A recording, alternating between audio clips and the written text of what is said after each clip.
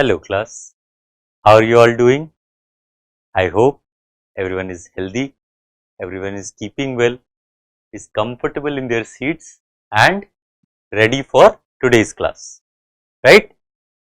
In the last class, we started with drainage systems, है ना? In that, what we saw the different drainage patterns, right?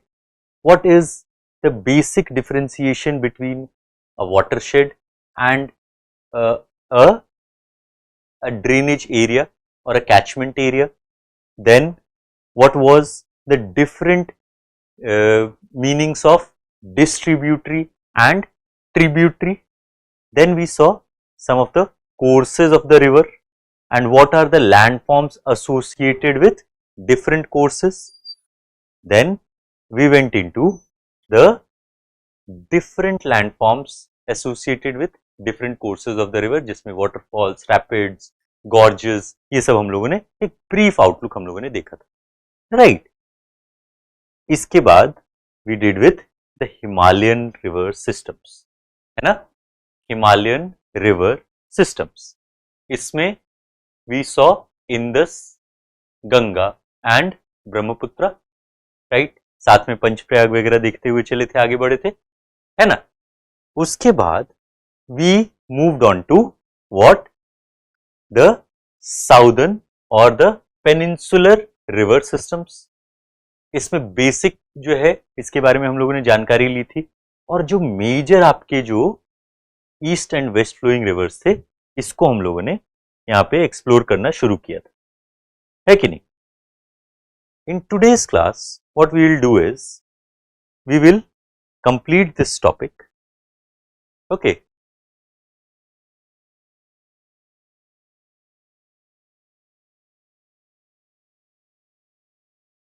we will complete this topic with the remaining rivers that are left, है कि नहीं? And then we will move on to the next topic of your syllabus, right? जैसे हम लोगों ने basically Narmada कर लिया था, नर्मदा रिवर पे हम लोगों ने देख लिया था अमरकंटक हिल से निकलती हैं. It is the traditional frontier between north and south India, drains in the Arabian sea near Bharuch, और यहाँ पे आपको इंदिरा सागर और सरदार सरोवर के नाम से दो आपको क्या मिलते हैं, क्या चीज यहाँ पे आपको मिलेंगे? यहाँ पे आपको मिलता है व्हाट?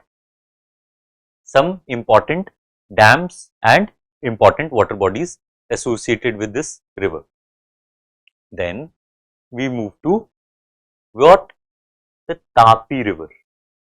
एंड तापी रिवर के केस में अगेन हम लोगों ने देखा where did it originate and where was it draining in, ठीक है?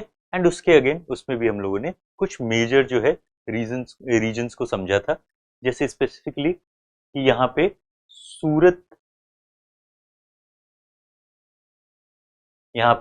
सूरत जो है वो इसी रिवर के आपको बैंक्स पे देखने के लिए मिलता है ना?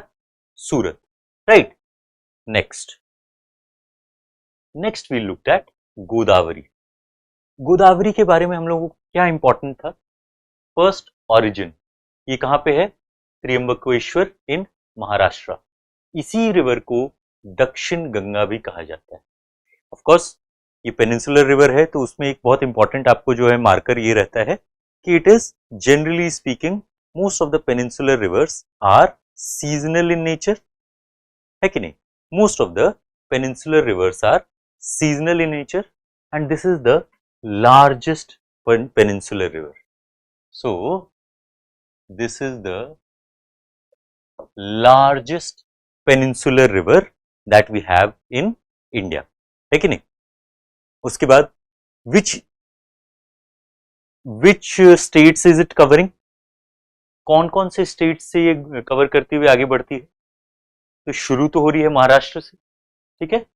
महाराष्ट्र से शुरू होके और इसके अगर सारे आपने जो है अगर बेसिकली ट्रिब्यूटरीज एंड ये सब जो है लेकर के यहाँ पे आप कहाँ पे? ये है राजमुंदरी. राजमुंदरी में आप जब देखते हैं कि ये ड्रेन हो रही है, डेल्टा बनाती है, तो इसमें कौन कौन से स्टेट्स आ जाएंगे?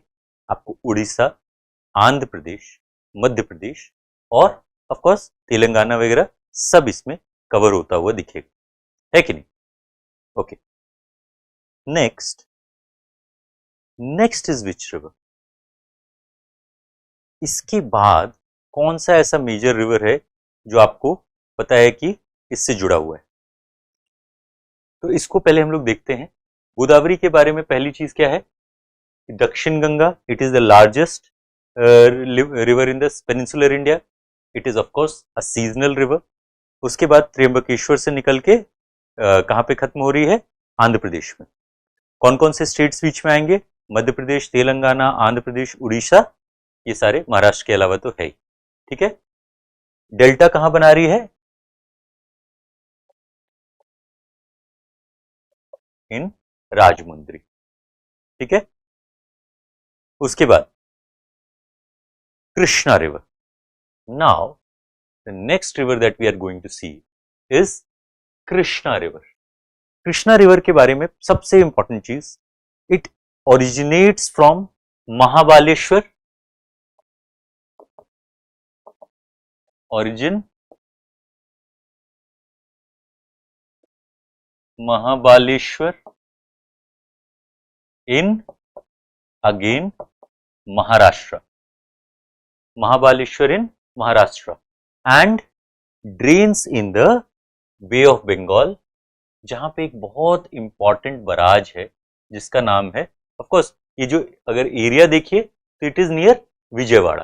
ठीक है, बट ये जो बराज है ना, ये इंपॉर्टेंट बराज है जिसका नाम है क्या?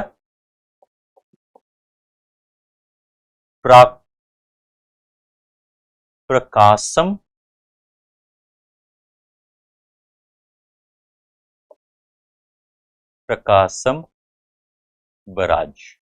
ओके, कहां पे है ये? विजयवाड़ा के पास में जाकर के drains into bay of Bengal. Right, कहां से होके गुजरेगा? अगेन महाराष्ट्र, कर्नाटका। ये जो देख रहे हैं तुंगभद्रा, मलप्रभा, है ना, ये सब जो घट प्रभा, ये कहां से आ रही हैं? ये कर्नाटका से ऊपर में से निकल रही हैं। ठीक है, अब ये इसलिए भी आपको इंपॉर्टेंट है कि इसी जो है ना रिवर, या इसी कृष्णा रिवर की ट्रिब्यूटरी है जो तुंगभद्रा, उसी के आसपास आपको विजयनगर किंगडम बनता हुआ दिखता है। राइट, तो इसलिए आज आपको जो है ये इंपॉर्टेंस है इस एरिया का, it is the northern Karnataka वाला रीजन। उसके बाद और कौन कौन से स्टेट्स हैं इसमें? महाराष्ट्र, तेलंगाना, आंध्र प्रदेश। ठीक है, Tungabhadra river is the main tributary. ठीक है, Tungabhadra river is the main tributary. और ये कौन कौन से रिवर से मिलकर के बनती है? तो तुंग और भद्रा रिवर से मिलकर के तुंगभद्रा रिवर बनती है। अगर इसमें कुछ इंपॉर्टेंट चीजें याद रखना हो तो आप ये याद रख सकते हैं कि Nagarjuna Sagar, that is near Hyderabad, and Srisailam project. Right, ये दोनों यहाँ के कुछ इंपॉर्टेंट जिसको कहिएगा प्रोजेक्ट्स हैं जो कि इस रिवर पे बने हुए हैं। कौन से रिवर की बात हो रही है? कृष्णा रिवर, जिसका मेन ट्रिब्यूटरी कौन सा है? तो तुंगभद्रा। राइट, और यहीं पे आपको विजयनगर किंगडम बसा था। इसके अलावा अगर देखिए दो तीन चीज, तो आपको यहाँ पे देखने के लिए मिल रहा है कोयना, है ना, घट प्रभा, मलप्रभा, ये सब भी भीमा, ये सब भी सम ऑफ द इंपॉर्टेंट जो है रिवर्स हैं इसके tributary. Okay, next is Kaveri. Kaveri, पहला चीज आपको क्या देखने के लिए मिलेगा कावेरी का, कि ये कहां से ओरिजिनेट हो रही हैं? Kaveri river is originating in Talakaveri, located in the Western Ghats. So, Talakaveri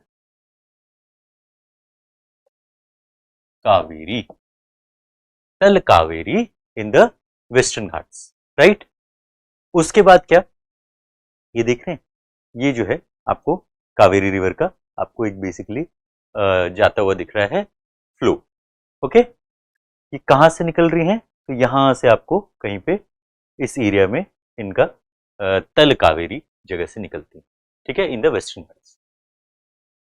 इसमें जो इंपॉर्टेंट चीजें हैं वो क्या है कि द हेड वाटर्स, जो ऊपर का जो पानी है वो वेस्टर्न घाट्स में कर्नाटका और फिर तमिलनाडु, ये दो स्टेट्स को ये कवर करते हैं।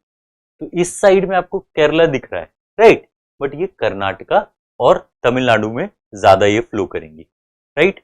इसमें जो इंपॉर्टेंट आपको वाटर प्रोजेक्ट आएगा वो आ गया कौन सा, कृष्णराज सागर डैम। दूसरा यहाँ पे हेमावती डैम, राइट। फिर मेत्तूर डैम, इस पे बहुत ज्यादा जो है अभी उसमें आते रहता है आपको न्यूज में, राइट। तो मेत्तूर डैम, कृष्णराज सागर डैम, हेमावती, ये बेसिक आपको इतना अगर आइडिया रहे तो गुड इनफ, ठीक है, ओके।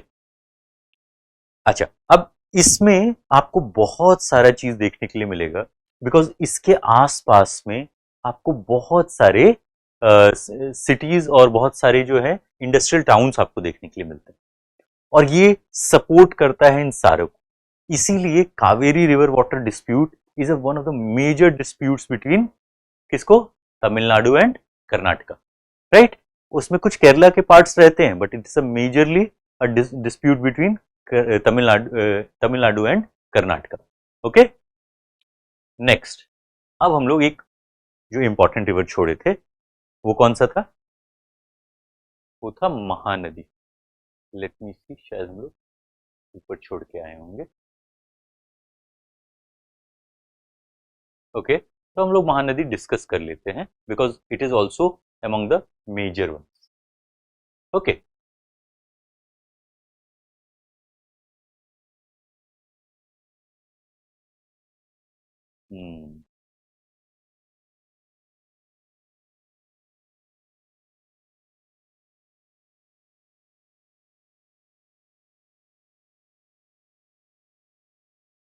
तो कावेरी के बाद let's add it somewhere.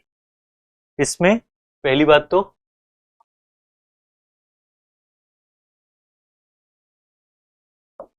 Mahanadi river, first thing is origin.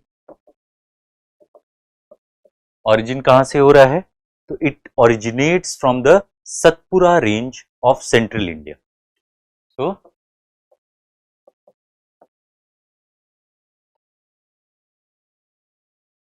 Range in central India, ठीक है, फ्लोज इनटू वेस्ट बंगाल या bay of Bengal, so rains into bay of Bengal, right, drains into bay of Bengal. इसमें अगर एक वाटर प्रोजेक्ट का ध्यान रखना हो तो हीरा कुंड डैम, इसमें एक इंपॉर्टेंट वाटर प्रोजेक्ट है। कौन कौन से स्टेट्स को कवर करता है, तो महाराष्ट्र थोड़ा सा पोर्शन, छत्तीसगढ़, झारखंड, उड़ीसा, महानदी और उसके ट्रिब्यूटरीज मिल करके ये 3-4 स्टेट्स को कवर करते हैं, ठीक है, ऑल गुड। अब हम लोग क्या करेंगे, अच्छा, महानदी के आसपास आपको और कोई चीज देखने के लिए मिलती है, तो महानदी के केस में ना आपको दो स्पॉट्स आपको याद है। एक है पारादीप, जो कि हमारा एक मेजर पोर्ट है यहाँ पे, so this is a port town. And दूसरा ऑफ कोर्स कौन सा होगा, Cuttack, this is one of the major cities of Orissa. तो ये दोनों ही जो है आपको महानदी के बैंक्स पे देखने के लिए मिलेंगे, ठीक है। इसके अलावा फिर अब जो है हम लोगों ने कृष्णा कावेरी अच्छे से देख लिया, okay. Now what is the role of the river in an economy, what is the role of the river. तो रोल के केस में ना आप जो सबसे इंपॉर्टेंट चीज आप ये देखिएगा कि it has been very fundamental to human existence since our very beginning.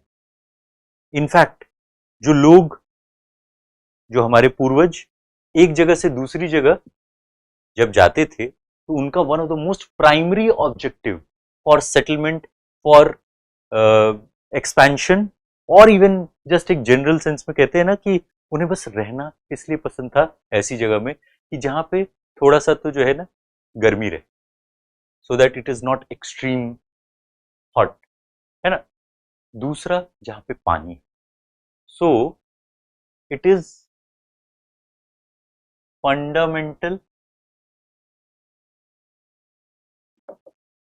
To human civilization. इसीलिए आपको देखने के लिए मिलेगा व्हाट कि all the major civilizations of ancient world which were they, Indus Valley Civilization. तो इंडस वैली सिविलाइजेशन कहां की बात हो रही है?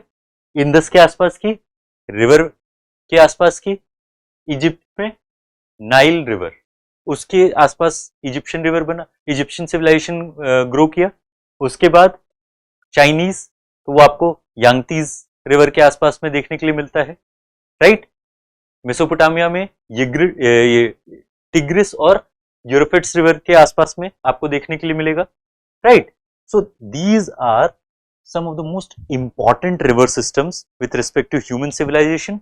और उसमें आपको डायरेक्टली देखने के लिए मिलता है कि how important are rivers to human beings and our growth, तो फंडामेंटल टू ह्यूमन सिविलाइजेशन।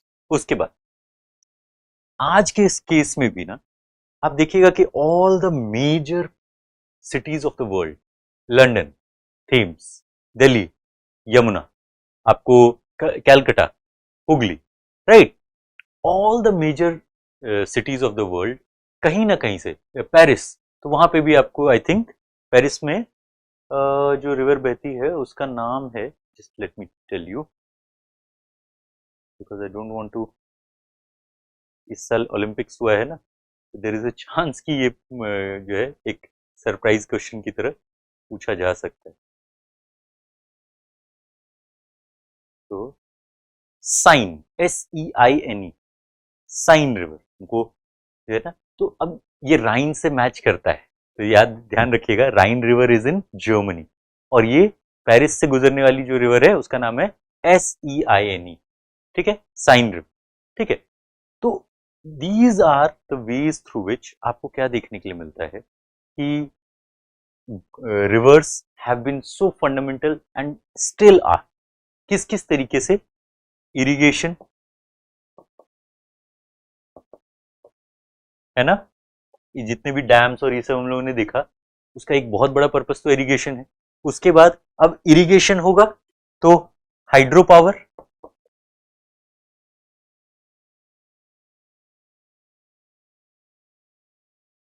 यो जितने भी इस तरह के डैम प्रोजेक्ट्स हैं उसका एक पर्पस तो hydro electricity,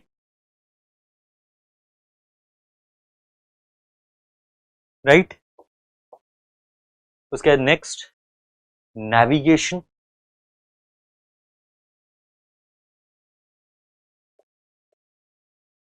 navigation, then fishing,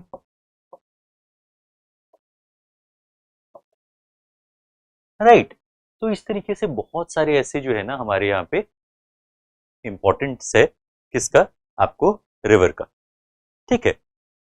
अच्छा, नेक्स्ट इसमें जो भी इस तरह का जो फंक्शनिंग होता है रिवर का, उससे ऑफ कोर्स अगर इतने सारे बेनिफिट्स हैं तो कुछ नुकसान भी हो सकते हैं, है ना। नुकसान किस सेंस में होता है बताइए? पहला चीज तो आपको नुकसान होता है फ्लड्स।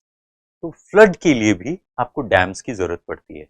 अब उसको चेक डैम्स बना लीजिए, उसको बड़े डैम्स बना करके आप उससे हाइड्रो पावर भी बना लीजिए, बट ये एक नेगेटिव एस्पेक्ट भी है। जैसे अभी अगर आजकल के न्यूज में देख रहे होंगे तो बिहार में बहुत मेजर अभी फ्लड आया हुआ है and a lot of people, lakhs and lakhs of people have been affected, right. तो इस तरह का जब सिचुएशन होता है ना तो वहां पे आपको इसका कहते नहीं कि प्रकृति का जो इसका उग्र रूप भी दिखता है, right.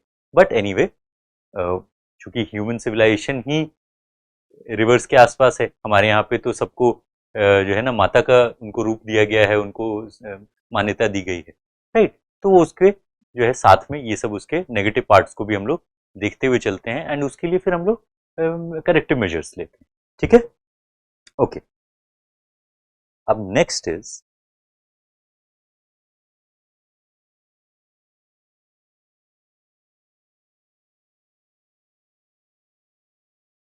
Next would be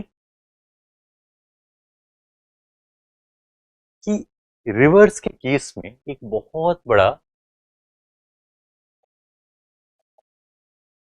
unfortunate आपको देखने के लिए मिलेगा एंड दैट इज रिवर्स का पोल्यूशन।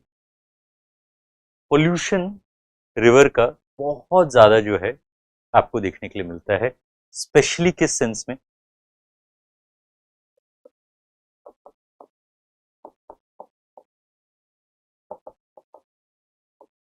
रिवर पोल्यूशन आपको किस सेंस में देखने के लिए मिलेगा कि ऑलमोस्ट जितने भी आपके जो है ना यूसेजेस हैं, सबसे जो पोल्यूटेंट्स हैं वो आपको कहां जा रहे हैं? रिवर में जा रहे हैं। जैसे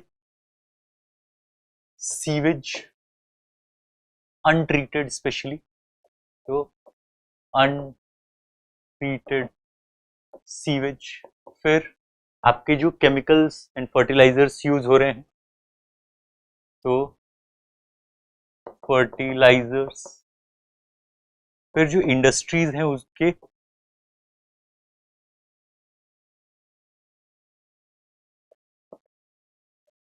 इंडस्ट्रियल वेस्ट, राइट, और भी है ना। तो सबसे इंपॉर्टेंट चीज ये हो जाती है कि river pollution is a very fundamental problem and a very existential problem for us, because अभी हमने देखा कि इनकी इंपॉर्टेंस कितनी, बट जैसे ही if we lose this drinkable water का एकदम कांस्टेंट सोर्स, एंड इसके ऊपर से एक बहुत इंपॉर्टेंट चीज है क्या? Global warming. ये कैसे आपको देखने के लिए मिलेगा? ग्लोबल वार्मिंग के केस में आपका जो सबसे ज्यादा जो बड़ा सोर्स है पानी का वो है हिमालयन स्नोकैप माउंटेन्स, राइट, ग्लेशियर्स जो यहाँ पे बने हुए हैं। If by chance they melt and we are not able to replenish them, or they are not able to replenish themselves properly, what will happen is we will lose a very big source of livelihood and sustenance for all the regions जो कि आपको north India में आते हैं, जिनसे जहाँ पे भी इन तीनों रिवर्स और उनकी ट्रिब्यूटरीज का पानी जाता है ना। तो ये बहुत बड़ी वो है, दिक्कत है, जिसका हम लोगों को मतलब साथ में मिलके ही it can only be a societal response, but it is a very essential issue जो कि आज नहीं तो कल हमें इसको डील करना ही पड़ेगा, है कि नहीं? ओके, तो ये कुछ कुछ जो है ना रिवर पोल्यूशन के कुछ हैं, क्योंकि ऐसा नहीं है कि यही सिर्फ हो रहे हैं। Sewage, untreated sewage, fertilizers from farming, फिर इंडस्ट्रियल वेस्ट, राइट, ये सब आपको कुछ कुछ देखने के लिए मिलता है। इसके अलावा भी हैं, जैसे क्या होगा कि सिल्टेशन होने लगता है स्पेशली डैम्स में, राइट, फिर अनसीजनल फ्लो, बिकॉज सारे रीजन सारे हमारे जो है रीजन्स, तो वहां पे आपको किस तरह का फ्लो, पेरिनियल फ्लो तो नहीं देखने के लिए मिलेगा। पेनिनसुलर वाले में हमने अभी भी देखा कुछ सीजनल वाटर्स हैं, तो लाइक सीजनैलिटी के हिसाब से उसमें फ्लो भी चेंज होता है, कभी कभी ज़्यादा पानी कभी कम पानी। फिर इसके अलावा अभी जैसे हमने इसमें कावेरी वाले के केस में देखा कि inter state water river water disputes हैं। ये सब कुछ कुछ इंपॉर्टेंट चीज़ें हैं, बस आपको ध्यान में रखना है कि these are some of the negative aspects जिस रूप में कि भाई हम लोग रिवर्स का सही तरीके से इस्तेमाल ना कर पाए। इसमें पोल्यूशन भी है, बट ये कुछ अपने ह्यूमन फैक्टर्स भी, ठीक है, ओके। अब इनके बेनिफिट्स क्या क्या? बेनिफिट्स के केस में ये जैसे देखिए, आपको फंडामेंटल तो ये था ही, irrigation, hydro power, navigation, fishing, है ना। इसके अलावा एक बहुत इंपॉर्टेंट चीज है, दैट इज अगर यहाँ पे हम लोग लेते हैं क्या कि ये जो पानी आपको मिल रहा है as a source of culture, cultural importance इनका, हमारे सारे टेक्स्ट में, रिलीजियस टेक्स्ट में, अलग अलग धर्मों के भी, जो पानी का जो सेंट्रल प्लेस है और उसमें भी रिवर्स का जो सेंट्रल प्लेस है वो भी दिखाता है कि ये जो इनके इकोनॉमिक बेनिफिट्स हैं वो डायरेक्टली हमारे उनको कल्चरल इमेजिनेशन को भी क्या करते हैं, फ्यूल दे रहे हैं, राइट। तो उसमें माँ गंगा का या यमुना का या फिर अलग अलग जो यहाँ पे ब्रह्मपुत्र का, इनका जो एक पूरा का पूरा उस एरिया में उस चीज को लेकर के जो इम्पोर्टेंस है वो आपको कल्चरल एलिमेंट में बहुत बड़े तरीके से देखने के लिए मिलता है, राइट। फाइनली अब हम लोग क्या करेंगे, एक बार लेक को देख लेते हैं। यहाँ पे we will see some important lakes. इसमें ज्यादा हम लोग अभी उसमें नहीं जाएंगे, बस एक सम बेसिक चीज समझ लेते हैं। पहला चीज क्या है कि lakes are generally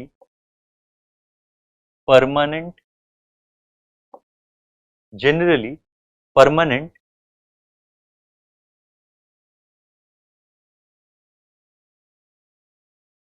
water bodies।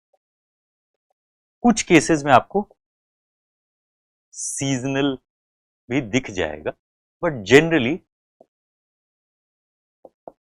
Generally आपको परमानेंट वाटर बॉडीज ऐसे देखने के लिए मिलेगा, बिकॉज वहां पे आकर के पानी जो है ना स्टोर हो जाता है एक तरीके से। तो आपको रिजर्वायर्स में कम ज्यादा होगा, बट जनरली आपको एकदम ही पूरा का पूरा, अगर specially if there is a big lake, तो 100% सूखा हुआ आपको कम देखने के लिए मिलता है। तो generally it is a permanent water body, ठीक है। अब इसमें अलग अलग तरह के लेक्स आएंगे। Literally there is an number of lakes that can be formed. जैसे there is something called, you remember,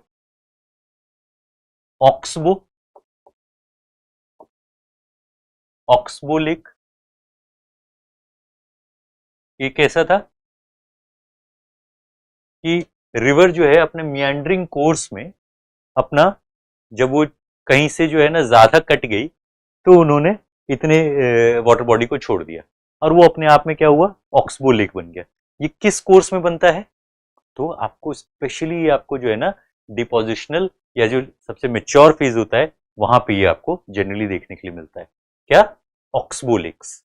अब हम लोग थोड़ा सा इंडिया के केस में देखते हैं कि जैसे इस तरह का जो, अगर देखा जाए ऑक्सबो लेक के तरीके में, तो आपको देखने के लिए मिलेगा कि इंडिया में there are an number of lakes. जैसे ऑक्सबो लेक का कुछ एग्जांपल अगर लें तो चिल्का लेक है इन उड़ीसा, पुलिकट लेक है, राइट। ये देखिए तो कहाँ पे चिल्का है, जरा सिचुएट करिए तो, दिस इज चिल्का। पुलिकट आपको कहाँ देखने के लिए मिलता है, वेर इज पुलिकट लेक, इसमें तो आपको लिखा हुआ नहीं है, तो जरा देखिएगा और अगर सर्च कर पाए तो जरा जल्दी से बताइए तो पुलिकट लेक किस आपको स्टेट में देखने के लिए मिलेगा। हम भी यहाँ पे सर्च करके रखते हैं सो दैट ऐसा ना हो कि हमारे मुंह से कुछ गलत निकले, है ना, बिकॉज इन सब चीजों के केस में it's better to be safe than sorry, right. Pulicat lake आपको किस एरिया में देखने के लिए मिलता है, ये आपको जनरली स्पीकिंग इस रीजन का पार्ट, ठीक है। यहां पे आपको पुलिकट लेक देखने के लिए मिलेगा। बेसिकली कौन सा, आंध्र प्रदेश। तो ये आंध्र प्रदेश वाले रीजन में आपको पुलिकट देखने के लिए मिलता है, ठीक है। उसके बाद दो तीन इंपॉर्टेंट वालों को देख लेते हैं। वुलर, वुलर कहाँ का है, जम्मू एंड कश्मीर, एंड किस रिवर पे है, तो it is in on the river Jhelum. Jhelum river पे ये है वुलर लेक है। उसके बाद यहाँ देखिए तो यहाँ पे आपको सो मोरिरी, ये लद्दाख में है, on the side of the India China border, right. यहीं पे पैंगोंग सो भी है। तो सो जो है वो लेक को कहते हैं, जैसे बुमला, उसके बाद जो है बॉम्बडीला, तो ला जो है पास को कहते हैं, सो जो है लेक को कहते हैं, राइट। तो ये कहां से है, वुलर लेक जम्मू एंड कश्मीर, सो मोरिरी पैंगोंग सो वो कहां पे, लद्दाख के साइड में। उसके बाद नेक्स्ट देखते हैं, तो नेक्स्ट आपको अगर यहाँ पे इंपॉर्टेंट वंस में है तो एक है यहाँ पे देखिए वेम्बनाड कोल। वेम्बनाड कोल वेटलैंड जो है वो अगेन कहाँ पे हुआ, केरला में। यहीं पे है Shashtam Kutta. Shashtam Kutta Lake, again Kerala, and Ash, Ashtamudi. Ashtamudi lake हुआ, वो भी केरला में। ये कुछ इंपॉर्टेंट लेक्स हैं, बस हम लोग जानकारी लेते हुए आगे बढ़ेंगे। ठीक है, चिल्का इन उड़ीसा, ठीक है। उसके बाद नल सरोवर, नल सरोवर इन गुजरात। केवलादो घाना नेशनल पार्क जो है वो कहाँ पे है, राजस्थान में। अब इसमें ये देखिए सांबर है, this is a example of, okay, this particular lake is an example of seasonal lake. Sambhar lake is an example of seasonal. उसके अलावा फिर यहाँ पे देखिए जैसे रोपड़, चंद्रताल, भीमताल, ये सब आपको देखने के लिए मिलता है, right. Most of the fresh water lakes are in the Himalayan region. ये अंडरस्टैंडेबल है कि एक तो वहां पे पानी का सोर्स सबसे ज्यादा है, प्लस आपको जिस तरह का लैंड फॉर्मेशन चाहिए वो वहां पे बनने में इजी रहता है। ठीक है, कुछ ह्यूमन मेड होंगे, कुछ मैन मेड होंगे। मतलब जो कुछ मैन मेड होंगे, कुछ नेचुरल होंगे।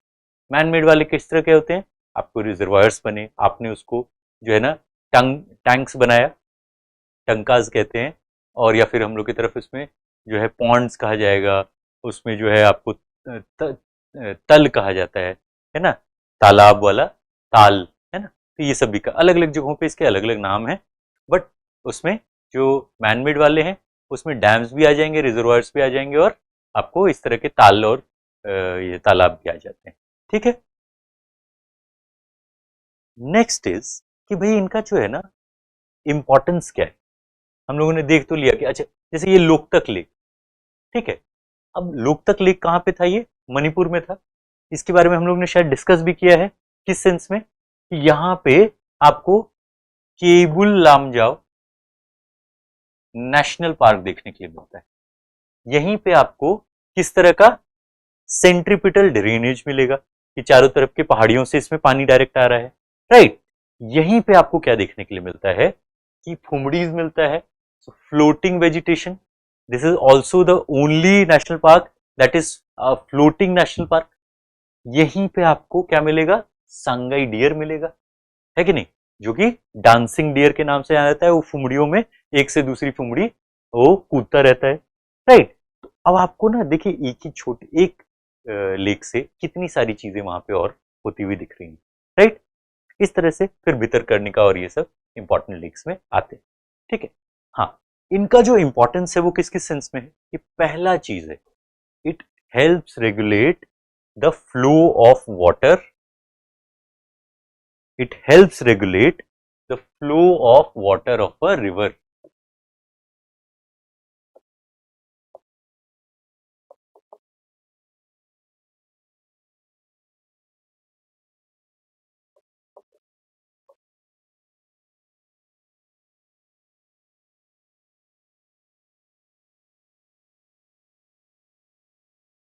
River. Second, it prevents flooding. इससे क्या होगा, of course prevents flooding, है ना। डैम का तो स्पेशली यही यूज ही है, एक बहुत बड़ा। ऑफ कोर्स उसके बाद जो है हाइड्रो पावर है। अच्छा, अब कहीं पे मान लीजिए स्पेशली जैसे राजस्थान के एरियाज लीजिए, ठीक है, वहां पे हमेशा तो बारिश नहीं होती है, इनफैक्ट बहुत कम बारिश होती है। लेकिन इन लेक्स के कारण, अब जैसे देर इज, है ना, there are some cities, Bhopal, Udaipur, these are cities filled with lakes, है कि नहीं। तो इन जगहों पे क्या होगा, स्पेशली जहां पे सीजनल रेनफॉल रहती है, वहां पे provides water during, provides water during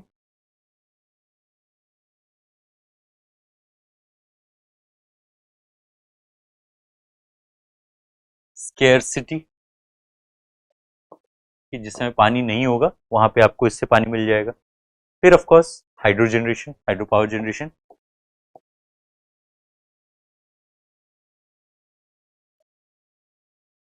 hydro power generation.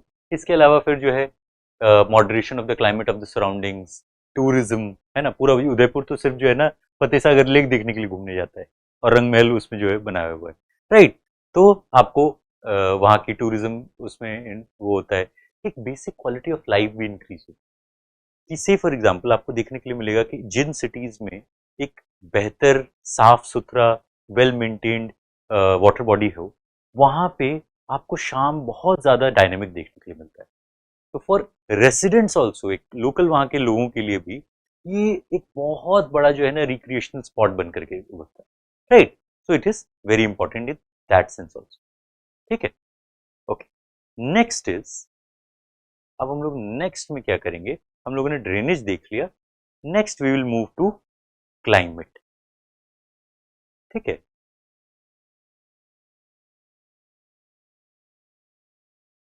Next we will move to climate और थोड़ा देखेंगे बेसिकली क्लाइमेट से रिलेटेड कुछ इंपॉर्टेंट चीजों को। आपको होपफुली ये सब समझ में आ गया है ना। लेक्स देख लिया हमने, रिवर, रिवर पोल्यूशन, रिवर के रोल, उसके अलावा जो हमारे पेनिनसुलर रिवर जो बचे हुए थे लास्ट क्लास के, वो सब हमने कर लिया। Next we will go to which topic, weather and climate. अच्छा, वेदर और क्लाइमेट के बीच का अगर एक बहुत फंडामेंटल डिफरेंस आपको अगर समझना हो तो आप इसको कैसे समझिएगा। किस चीज को आप वेदर कहते हैं, किस चीज को आप क्लाइमेट कहते हैं, एनी आइडिया? कोई अगर कोई गेस इसी को देख करके भी, अगर if you want to guess, हम थोड़ा हट जाते हैं, जरा देखिए तो किस चीज को आप वेदर कहते हैं जनरली स्पीकिंग। तो generally weather refers to short term changes in the atmosphere, ठीक है। and climate, it refers to average weather conditions in a specific area over a long period of time। तो सबसे पहला चीज इसके केस में क्या होगा, वेदर के केस में, इट इज शॉर्ट टर्म। अब वो घंटा घंटा भी हो सकता है, दिन दिन का भी हो सकता है, और हो सकता है कि वीक टू वीक भी वो चेंज होता रहे। तो it is short term, right, and this is average of long term. In fact कितने लॉन्ग टर्म, जनरली 30+ years ये आपको देखने के लिए मिलता है, ठीक है। वेदर और क्लाइमेट का ये एक बहुत बड़ा डिफरेंशिएशन है। इस चीज को आपको अंडरस्टैंड करना है क्या, कि दिस इज शॉर्ट टर्म, इसका चेंजेस जो है मिनट, घंटे और दिन के हिसाब से हो सकता है। यहाँ पे आपको क्लाइमेट के केस में it is much more longer term. तो इसीलिए आप जहाँ पे हैं, से फॉर एग्जाम्पल हम मान रहे हैं कि आप नई दिल्ली में पढ़ रहे होंगे, you would be studying in new Delhi. तो न्यू दिल्ली का जो वेदर होगा वो आज का वेदर होगा, कि hypothetically speaking New Delhi has a inclement weather today. Inclement weather मतलब कि आज का जो यहाँ का वेदर है वो थोड़ा नासाज है, उतना अच्छा नहीं है। हो सकता है उसका मतलब बारिश हो, उसका हो सकता है मतलब क्या हो कि धूप ज्यादा, राइट। वो वेदर का पार्ट क्या हुआ कि आज जो है बारिश हो रही, आज बहुत ज्यादा धूप निकली हुई। बट क्लाइमेट की जब बात आएगी तो आपको ये दिखेगा जाएगा कि 30 साल का एवरेज क्या है। पिछले 30 सालों में जनरली स्पीकिंग दिल्ली का वेदर, दिल्ली का क्लाइमेट कैसा रहता है, या किसी भी रीजन का, है ना, तो नॉर्थ इंडिया का क्लाइमेट कैसा रहता है, ठीक है। That will be climate, okay, no issues. अच्छा, अब देखते हैं what are some of the factors and elements of weather. अब ये बहुत इंपॉर्टेंट चीज है, दोनों को समझना है। Factors and elements of weather. Factors का मतलब क्या हुआ कि क्या क्या चीजें किस चीज को अफेक्ट करेंगी, राइट, और इनके कारण ये सारी चीजें अफेक्ट होती। तो these are the factors that contribute to these elements, okay. Factors वो फंडामेंटल फोर्सेस हैं जिनके कारण कोई क्या क्या चीज में अफेक्ट होता है, विच आर द एलिमेंट्स। जैसे लैटिट्यूड से आपको क्या देखने के लिए मिलेगा कि जितना ज्यादा आप लैटिट्यूड इक्वेटर के पास रहते हैं, आपको प्रेसिपिटेशन जो है वो आपको चेंज होता हुआ दिखेगा। Then again wind, humidity, water evaporation, ये सब आपको अलग अलग, तो लैटिट्यूड के कारण, एल्टीट्यूड के कारण, जैसे जैसे आप जो है हिमालय पे चढ़ते जाते हैं, आपको कैसे जो है ना अलग अलग ये आपको देखने के लिए मिलता है। आपको वहां का टेम्परेचर घटता हुआ देखने के लिए मिलेगा, प्रेसिपिटेशन चेंज होता जाएगा, आपको नीचे में बारिश की बूंदें फील होंगी, ऊपर जाते आते वो आपको स्नो देखने के लिए मिल जाता है, राइट। फिर एटमॉस्फेरिक प्रेशर, जब आप नीचे होते हैं तो आपको ज्यादा जो है प्रेशर फील होता है, because the per unit area जो है ना ऊपर से लेकर नीचे तक आपको ज्यादा यहाँ पे ग्राउंड लेवल पे फील होगा। बट जैसे जैसे आप ऊपर जाते जाइएगा, आप कहते हैं ना मेरी सांस लेना मुश्किल हो रहा है। सांस लेना मुश्किल होने का मतलब भी यही होता है कि वहां पे एटमॉस्फेरिक प्रेशर काफी कम हो गया है, और ऑफ कोर्स उसमें ऑक्सीजन का जो कंटेंट है वो भी, बट एटमॉस्फेरिक प्रेशर इस तरीके से आपको फील होता है। विंड, विंड तो ये कोई कहने वाली बात ही नहीं है। ये जो पूरे के पूरे जो अर्थ पे अलग अलग जो विंड सिस्टम चलते रहते हैं, वो इन सब के कारण इफेक्ट होंगे। इसमें क्या क्या है फैक्टर्स में?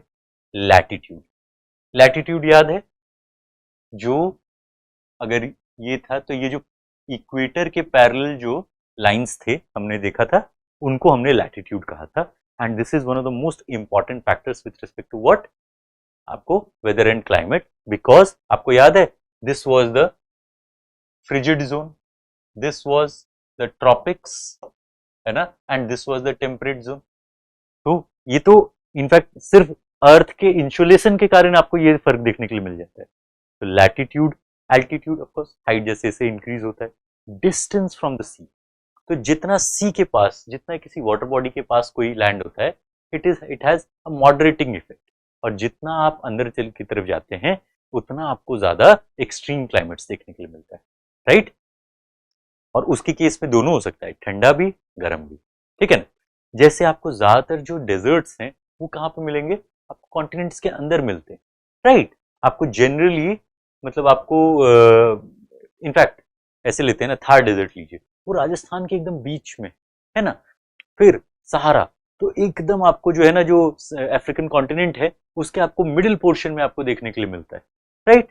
फिर ओशन करंट्स, ओशन करंट्स जो है बेसिकली क्या है कि पूरे के पूरे जो समुद्र है ना उनमें कुछ पानी की जो है ना बहाव चल रहा होता है, उसके कारण आपको अलग अलग रीजन्स में, जैसे अभी हम लोग जब देखेंगे तो there will be regions of earth जो सिर्फ ओशन करंट्स के कारण वहां पे आपको ठंडक और गर्मी देखने के लिए मिलेगी। There will be a flow of water जो इक्वेटर से पानी लेता हुआ कहाँ जा रहा है, आपको जाता हुआ दिख जाएगा नॉर्दर्न यूरोप में, और वहीं पे आपको ये रॉटरडैम और ये सब जो कुछ पोर्ट्स, अगर आपने नाम कभी सुना होगा एम्स्टर्डम वगैरह, तो वहां पे सिर्फ उस गर्म पानी के जाने के कारण, जो वार्म ओशन करंट होने के कारण वहां पे क्या होता है, आज भी लोग जो है रह पाते हैं नॉर्मली, और वहां का पोर्ट्स जो है 12 महीने चालू रहता है, ठीक है। तो this is with respect to ocean currents. Relief orientation normal सी चीज है, प्लेन है, प्लेटू है, कोस्टल प्लेन से आइलैंड है, किस तरह का है, ठीक है। Direction of the planetary wind, ये जो प्रेशर सिस्टम्स चलता था, है ना, अगर क्लास 6-7 का याद हो, और अभी हम लोग डिस्कस भी कर लेंगे, no issues with that, but एक जानकारी के लिए कि जो ये प्लानिटरी विंड्स चलते थे ये उसकी बात कर रहे हैं, है ना। End of course seasons, summer winter, उससे तो आपको जो है ना क्लाइमेट और वेदर अफेक्ट होता ही है, ठीक है। अब देखिए ये पहला चीज था, इसमें लेट्स सी, ये देखिए इसमें जो पहला आपको अगर देखना हो तो दिस इज 0 डिग्री, 0 डिग्री के ऊपर आने पे 23.5 डिग्री नॉर्थ बनता है, और यहाँ पे 23.5 डिग्री साउथ। ऊपर वाले को क्या कहते हैं? ट्रॉपिक ऑफ कैंसर, नीचे वाले को Tropic of Capricorn, Tropic of Capricorn, Tropic of Cancer, 23.5 degree north. उससे ऊपर जाएंगे उसको क्या कहते हैं हम लोग? कितना पहले तो डिग्री बताइए। तो 0, 23.5 डिग्री नॉर्थ, 66.5 डिग्री नॉर्थ, उसको हम लोग क्या नाम दिए हैं? Arctic circle. उसके नीचे में 23.5 degree south, Tropic of Capricorn, उसके बाद नीचे Antarctic circle, 66.5 degree south, right. अब इसमें हम लोगों ने जो है डिविजन्स किया. This was the torrid zone, this was temperate zone and then frigid zone. ठीक है. तो टॉरिड का मतलब क्या हुआ? यहाँ पे ना डायरेक्ट सन की किरणें आती है. Most of the year this region gets the direct sunlight of the sun. तो इससे आपको हमेशा जो है ना, ज्यादातर आपको एक गर्मी थोड़ी सी रहेगी हमेशा. तो इसीलिए टॉरिड. उसका टेम्परेट, मच मोर कामर, है ना. एक्सट्रीम में नहीं, ये भी नहीं कि एकदम ही ठंडी हो गई हो, बट ठीक ठाक, थोड़ा सा गर्मी थोड़ा सा ठंडा. ये टेम्परेट जोन है. फ्रिजिड, खूब ठंडा. ठीक है, एग्जैक्टली इसका उल्टा टॉरिड का फ्रिजिड. ठीक है. अब इसमें अगेन इसी का थोड़ा एक उसमें मतलब एक रिप्रेजेंटेशन है कि पोलर जोन आपको जनरली आर्कटिक सर्किल के ऊपर देखने के लिए मिलता है. इक्वेटोरियल जोन में आपको क्या क्या देखने के लिए मिलता है? खूब सारा बारिश, धूप मिलती है. इससे एवरग्रीन फॉरेस्ट आपको देखने के लिए मिलेंगे. राइट. उसके बाद टेम्परेट जोन हुआ, है ना, और lastly polar. Okay. Next let's see, जो हम लोग बात कर रहे थे ना कि ओशन करंट्स और क्या है ये विंड सिस्टम्स जो पूरी दुनिया में चलते रहते हैं. याद है? ये अगर नहीं याद हो तो कोई बात नहीं, हम लोग डिस्कस कर रहे हैं, तो बस आपको अच्छे से सुनना है. ओशन करंट्स कुछ ऐसे दिखते हैं. इसमें ये जो ब्लू लाइंस हैं, these denotes these denote cold currents and this particular red line denote what? warm current. अब ये जो हमने अभी याद है, अभी जो बोला था आपको कि ये जो नॉर्थ अटलांटिक ड्रिफ्ट यहाँ से जो जा रही है ना, गल्फ स्ट्रीम होती हुई, यही ले जा करके गर्म पानी आपको नॉर्दर्न यूरोप को गर्म कर देगी. ठीक है. दूसरी तरफ इसके केस में आपको क्या देखने के लिए मिलेगा? आपको बस जो समझना है कि सन, ये जो अर्थ घूम रहा है सन के चारों तरफ, राइट, और उसके घूमने के जो है मूवमेंट के कारण आपको हवाएं चलती पूरे के पूरे दुनिया में. और वो किस तरीके से चल रही हैं कि आप ये जैसे 0 डिग्री, ठीक है, तो 0 डिग्री में आपको क्या देखने के लिए मिलेगा कि नीचे और ऊपर का हवा आकर के मिल रहा है. ऑफ कोर्स, है ना. नीचे और ऊपर का हवा आकर के मिलेगा, और इसी को क्या कहते हैं? ITCZ, inter tropical convergence zone. ITCZ, inter tropical convergence zone. ठीक है. इसी को डोलड्रम्स के भी नाम से जाना जाता था इन द मिडिवल टाइम्स. आज हम लोग इनको ITCZ के नाम से जानते हैं. पहली चीज, इसमें क्या हो रहा है कि आपको इक्वेटर के पास दोनों तरफ की नॉर्थ और साउथ से हवाएं जाकर के मीट करती. ठीक है. इसके ऊपर ट्रॉपिक ऑफ कैंसर के ऊपर जो हुआ वो हुआ सब ट्रॉपिकल हाई. अब हाई और लो का मतलब यहां क्या हुआ? तो अब हम लोग अभी जब देखेंगे ना तो ये समझ में आएगा हमें कि हवा का जो मूवमेंट है, इट हैपन्स फ्रॉम क्या, कि जहां पे हाई प्रेशर होगा वहां से हवा भागती है और लो प्रेशर की तरफ भाग जाती है. ठीक है. तो हाई से लो प्रेशर की तरफ का जो मूवमेंट होता है वही हाई और लो को डिसाइड करता है. ठीक है. क्यों हवा हाई और लो प्रेशर में आपको देखने के लिए मिलेगा? Let's see. इनफैक्ट आपको अच्छे से हम करके दिखाते हैं so that you will be able to understand it properly. तो हम लोग इससे समझते हैं इसको. इससे आपको आई थिंक ज्यादा अच्छे से समझ में आ जाए.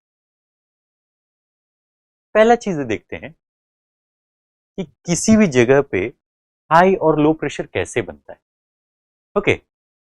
एट एनी प्लेस कैसे आपको ना कहाँ पे हाई देखने के लिए मिलेगा और कहाँ पे लो देखने के लिए मिलेगा, इसको थोड़ा हम लोग समझेंगे.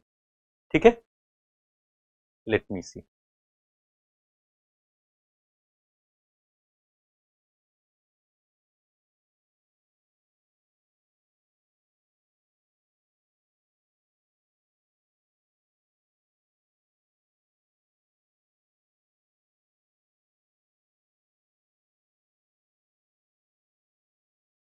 Okay, let's start.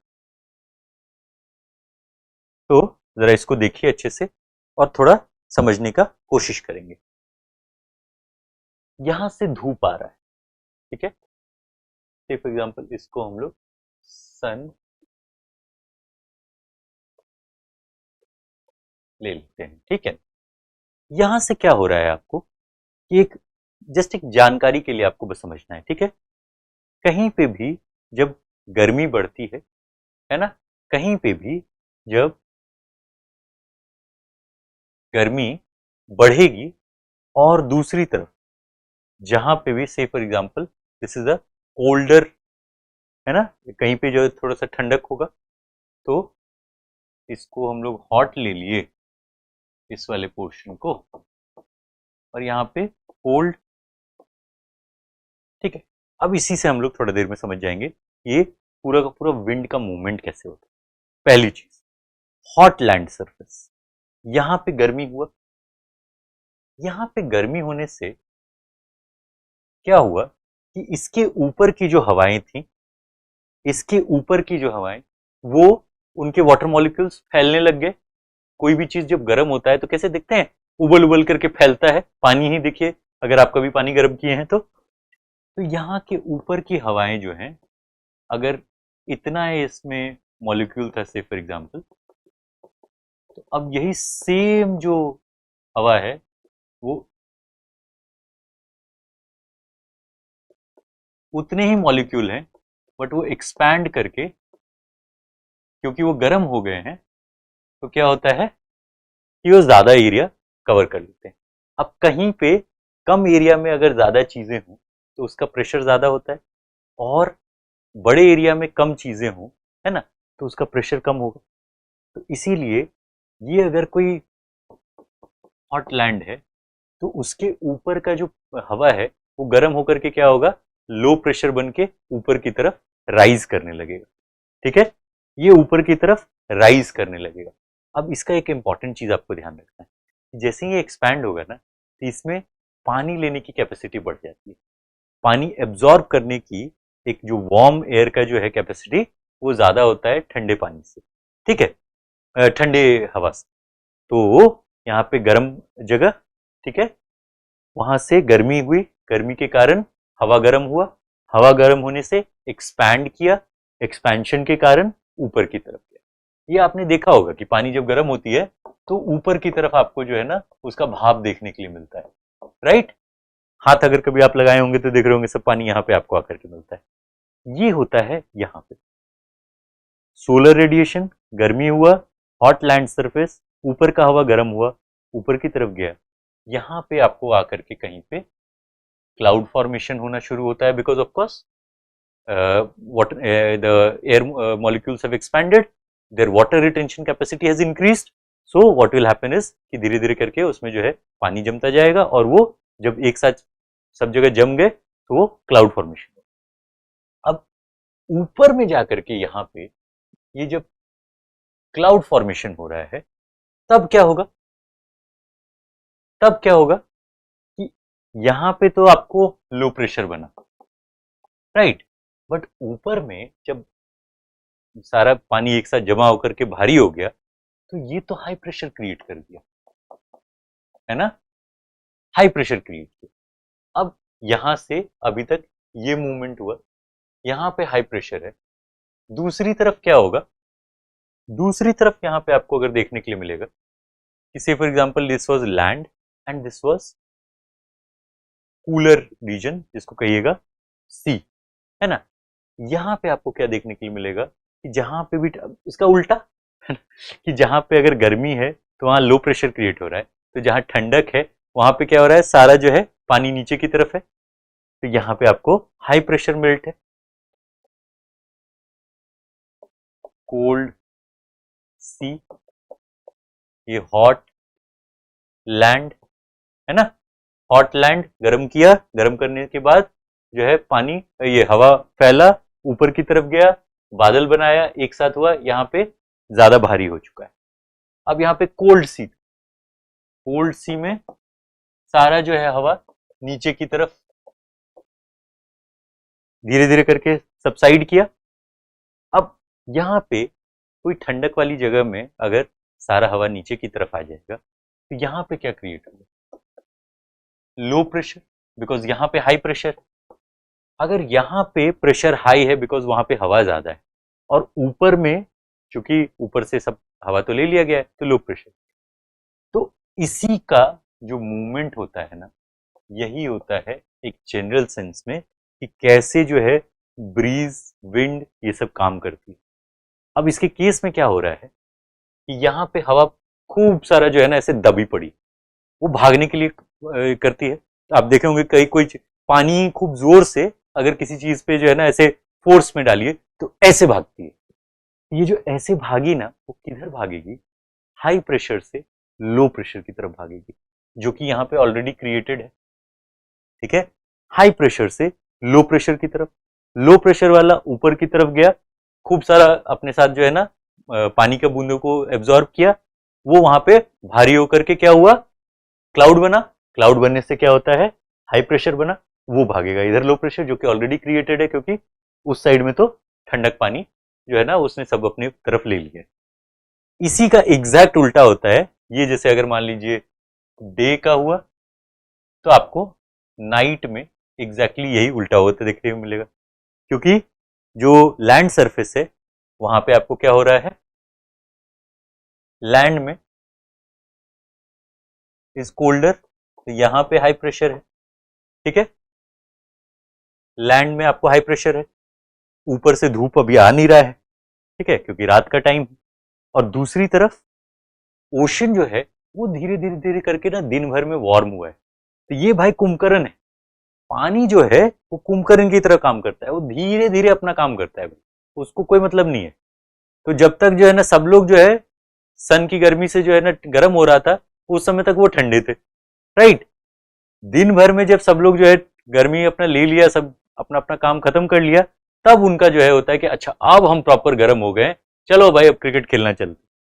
तब तक में क्या हुआ, यहाँ पे सी जो है वो अब दिन भर की उससे गर्म हो चुका है। अब गर्म हुआ है तो क्या करें भाई, रात में कैसे खेलें, हमारे यहाँ तो फ्लड लाइट तो है नहीं। तो इसके केस में आपको एग्जैक्टली क्या देखने के लिए मिलेगा कि ये जो है यहाँ पे जो लो प्रेशर बन रहा है, क्योंकि यहाँ पे गर्म हुआ है।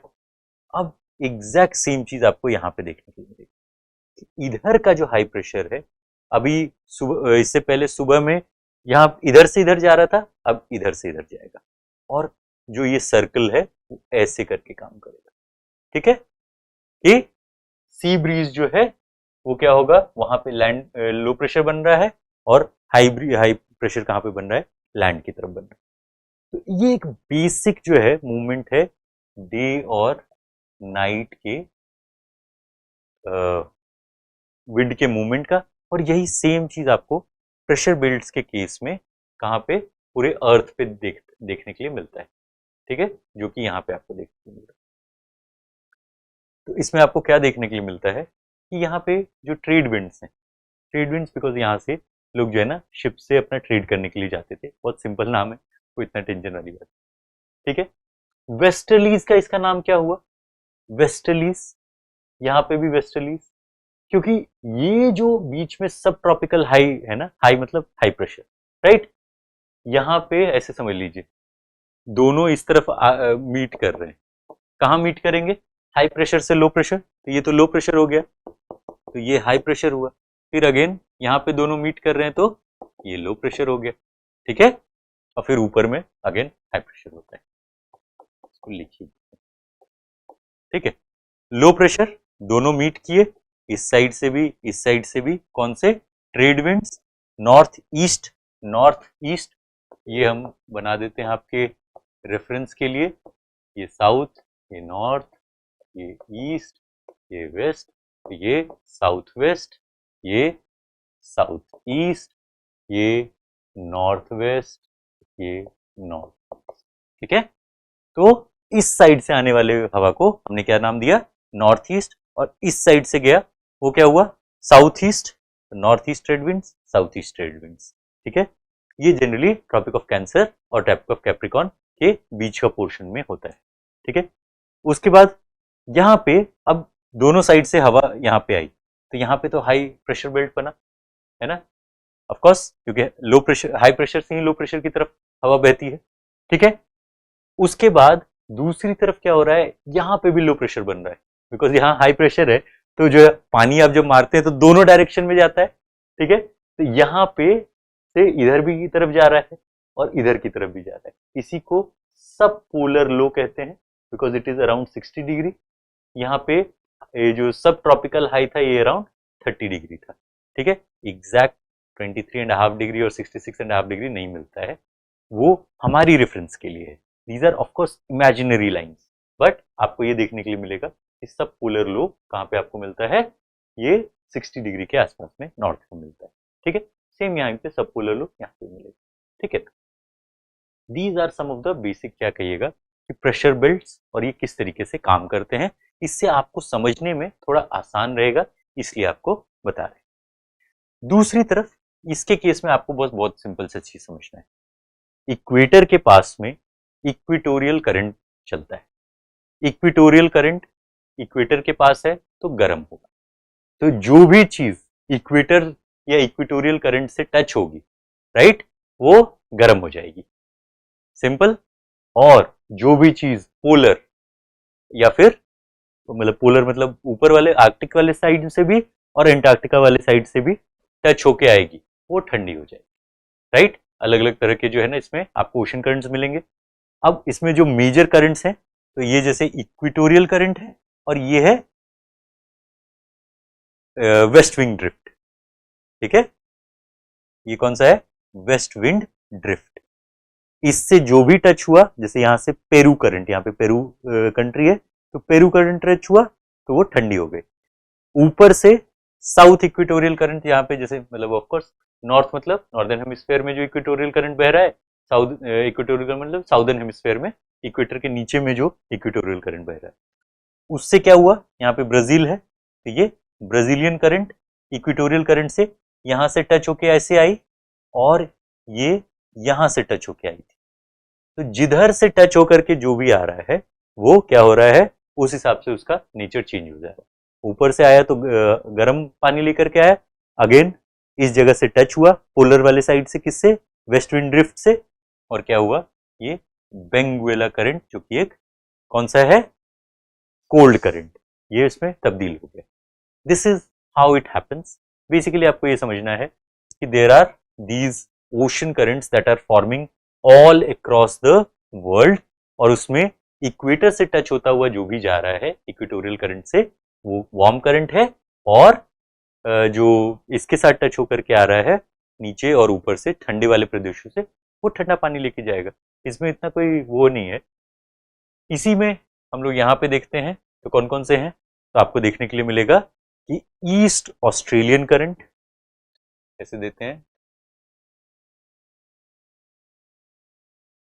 तो ईस्ट ऑस्ट्रेलियन करंट, उसके बाद south equatorial current, west wind drift, और इस साइड में पेरू।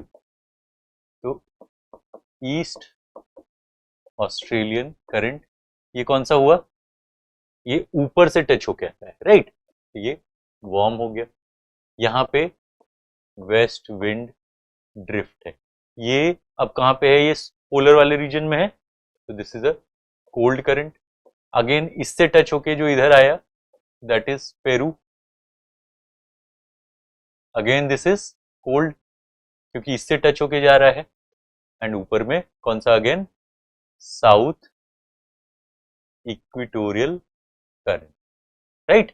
ये क्या है, वार्म, बिकॉज ये इक्वेटर के पास, ठीक है। इस तरीके का कुछ चलता है। अब यही सेम चीज ऊपर में भी देखने के लिए मिलेगा कि north Pacific current, California current, north equatorial current, और फिर से जो है कुरोशियो करंट, जो कि यहाँ पे देखते हैं।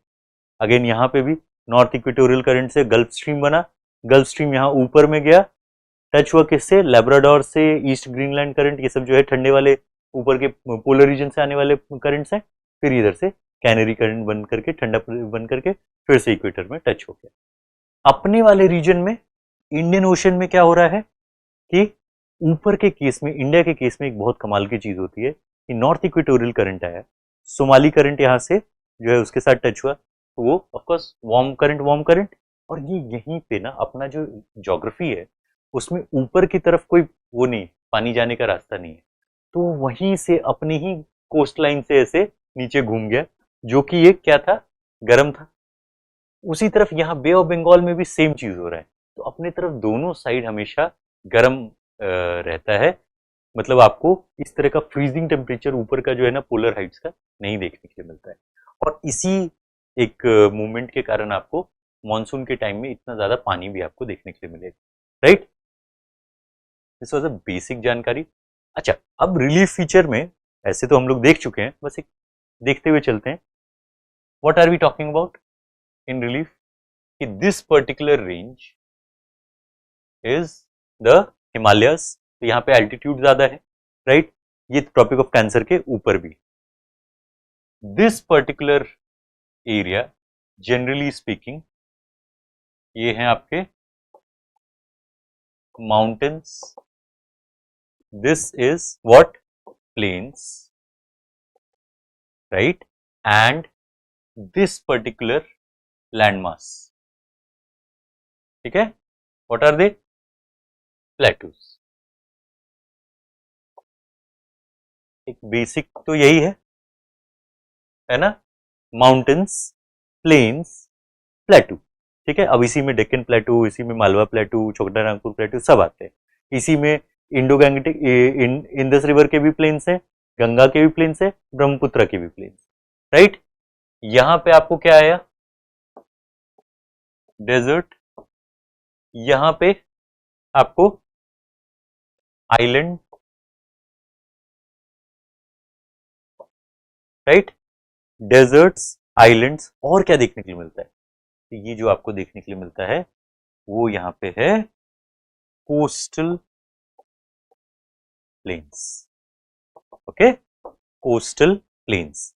ये एक बेसिक जानकारी है of the relief feature of India, क्योंकि ऑफ कोर्स हम लोग जो कुछ भी पढ़ेंगे वो तो इंडिया के केस में पढ़ेंगे, है ना। अब ये आपको जानकारी है तो इससे क्या होगा कि you would be able to understand कि कहीं पे कहाँ जो अगर किसी जगह की हम लोग बातचीत करेंगे तो you will be able to immediately get it कि अच्छा ये इस जगह की बात हो रही है तो इसका मतलब ये होता है।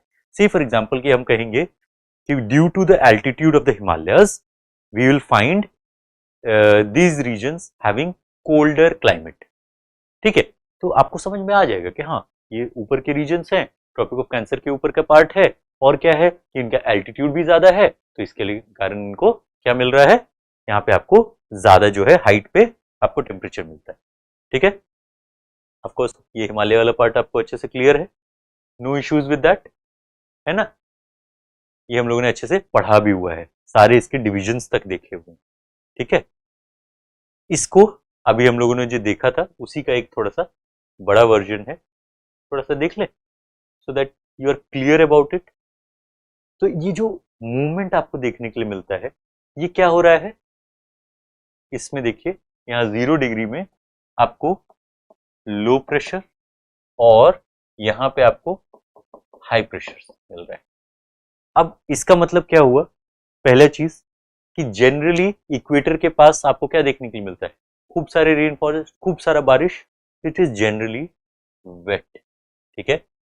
उसके बाद जहां पे भी आपको हाई प्रेशर देखने के लिए मिलेगा, राइट, जहां पे भी हाई प्रेशर देखने के लिए मिलेगा वहां आपको फिर ड्राइनेस देखने के लिए मिलता है। तो इसीलिए यहाँ पे ड्राई है, यहाँ ड्राई है, और यहाँ वेट है, यहाँ वेट है, ठीक है। इस बीच वाले पोर्शन को हमने क्या नाम दिया है, इंटर ट्रॉपिकल कन्वर्जेंस जोन। ऊपर से क्या आ रहे हैं, ट्रेड विंड्स आ रहे हैं, नीचे से भी ट्रेड विंड्स आ रहे हैं, राइट, बीच में ये कन्वर्ज कर रहे हैं। तो इसमें क्या हो रहा है, warm moist air rises and produces rain. बीच में खूब गर्मी पड़ती है, सबसे ज्यादा जो है ना वहां पे आपको वो जो टॉरिड जोन, अगर if you remember from the last diagram, torrid zone है, सन की रेज डायरेक्टली पड़ रही हैं, हवा ऊपर की तरफ जा रही है, एक्सपैंड कर रही है, पानी को ऑब्जॉर्व कर रही है, और उसके बाद क्या हो रहा है, बारिश बन करके फिर क्लाउड बन करके फिर जो है ना उससे बारिश होती है, बारिश होने के बाद ये warm moist air rises and produces rain, ठीक है। उसके बाद ऊपर में cool air sinks and warms up, cool air sinks warms up and ड्राइज out. मतलब क्या कि जहां पे भी हाई प्रेशर होगा, तो हाई प्रेशर का मतलब है वहां पे ठंडा होगा, है ना, ये तो हम लोगों ने देख लिया था। वहीं पे हाई प्रेशर होता है जहां पे आपको ठंडक मिलती है, and these are all relative. तो this is cooler than this but not with respect to this, है कि नहीं? ये बस ध्यान रखना है कि ये अपने से पहले वाले रीजन से कूलर है, ठीक है। अब यहाँ पे आपको क्या देखने के लिए मिला कि कोल्ड एयर है, ये सब जो है ना यहाँ पे नीचे की तरफ ग्रेविटी भारी चीजों को खींचती है, ठीक है। कूल एयर सिंक्स, है ना। उसके बाद क्या हुआ कि ये हाई प्रेशर यहाँ पे बना, हवा इधर की तरफ भाग गई। उसके बाद जो है ये जब वार्म होगा रात में, है ना, ये जब वार्म होगा तो फिर क्या होगा कि आपको ये ड्राइनेस आपको देखने के लिए मिलेगा, राइट। तो इसीलिए आपको इस पर्टिकुलर जोन में आपको कई एक जो है डेजर्ट्स देखने के लिए मिलते हैं, राइट। उसके बाद ऊपर में अगेन सेम फिर ये लो प्रेशर जोन बनता है और वहां पे आपको फिर वेटनेस देखने के लिए मिल जाता है। एक बेसिक इसके लिए था, नथिंग मच, ठीक है। हाँ, इसका जो पार्ट है this you have to know, इसमें इतना ज्यादा इन डेप्थ में नहीं बट एटलीस्ट आपको इतना जानकारी होना चाहिए कि the Coriolis effect is the curving of the path of objects और fluids due to earth's rotation. ये जो अर्थ अपने एक्सिस पे रोटेट कर रही है ना, उसके कारण जो वो कर्व आ रहा है। तो अगर वेस्ट टू ईस्ट आपका अर्थ रोटेट करता है, राइट। कभी आप लोग में से कोई अगर रेलगाड़ी पे चढ़ते हुए आपने ना ट्रेन में बैठे होंगे और ऐसे उल्टा करके बैठ के देखिएगा, तो जो कुछ भी जो इस साइड से जा रहा होगा ना वो आपको उल्टा जाता हुआ दिखेगा, ठीक है। जो कि मूव आप कर रहे हैं बट आप अपने आप को लगेंगे कि अरे हम तो एक ही जगह बैठे हुए हैं और वो जो पेड़ है वो ऐसे जा रहा है आपसे, राइट। उसी का आपको एक ये देखने के लिए क्या मिलता है इस सेंस में कि इस तरह का जो ये मूवमेंट हुआ ना वेस्ट टू ईस्ट, इसीलिए हम कहते हैं कि सन जो है ना ईस्ट टू वेस्ट जाता है, बट सन तो वही है, वो पेड़ की तरह है। आप जा रहे हैं वेस्ट टू ईस्ट और आप आगे की तरफ बढ़ रहे हैं, ये यहाँ पे है तो ये आपको इस साइड जाता हुआ दिख रहा है, राइट। तो डायरेक्शन ऑफ रोटेशन क्या है? West to east. अब इसके केस में आपको क्या देखने के लिए मिलेगा कि अगर कोई भी चीज जो यहां से निकल रही है, ठीक है, वो किस डायरेक्शन में बढ़ी, तो इन the northern hemisphere things move towards the right, तो ये इस साइड की तरफ बहेगी क्योंकि वेस्ट टू ईस्ट का जो है मूवमेंट है। और दूसरी तरफ इन the southern hemisphere things move towards the left. ये बहुत सिंपल सी चीज है कि अगर ऊपर की तरफ इस साइड में बहेगी तो नीचे की तरफ उल्टे साइड में, ठीक है। मतलब एटलीस्ट जो है आपको ऐसा ही फील होगा, राइट। और उसका एक जो डायग्रामेटिक रिप्रेजेंटेशन है वो आपको वहां पे देखने के लिए मिल रहा है ना। जैसे वहां पे किस तरीके से लिए देखने के लिए मिल रहा है कि इस साइड से हवा आया कोई भी, और एक बहुत इंपॉर्टेंट चीज है कि इक्वेटर पे कुछ भी मूव नहीं कर रहा। इक्वेटर पे everything is as it is, no issues with equator पे किसी तरह का मूवमेंट आपको ज्यादा देखने के लिए नहीं मिलेगा। It is the middle portion, वो वहां पे आराम से चीजें घूम रही हैं। बट ऊपर के केस में आपको क्या हुआ, in the northern hemisphere things are moving towards right and in the southern hemisphere things are moving towards the left, ठीक है। Okay, good. ये आपको इसी चीज को कोरियोलिस इफेक्ट कहते हैं। किस चीज को? Is the curving of the path of objects और fluids due to earth's rotation. Earth का rotation west to east direction में हो रहा है, इसमें नॉर्दर्न हेमिस्फेयर में चीजें राइट की तरफ मूव कर रही हैं, साउदर्न हेमिस्फेयर में चीजें लेफ्ट की तरफ मूव कर रही हैं, ठीक है। और यही जो है ना, आप ये देखिए इस सेंस में भी आपको समझ में आ जाएगा कि जिस डायरेक्शन से वो आएगा उसका वो लेफ्ट होगा। तो ये जैसे अगर ये लाइन है ना, ये लाइन है, ये नॉर्दर्न हेमिस्फीयर में आ रही है, इसका राइट कौन सा हुआ? ये हुआ, ठीक है। तो इस लाइन का अगर हम कोई भी चीज इधर से ला रहे हैं तो हमारा राइट इस साइड हुआ। नीचे से अगर हम ये कोई भी चीज इधर से ला रहे हैं तो इसका जो है लेफ्ट क्या होगा?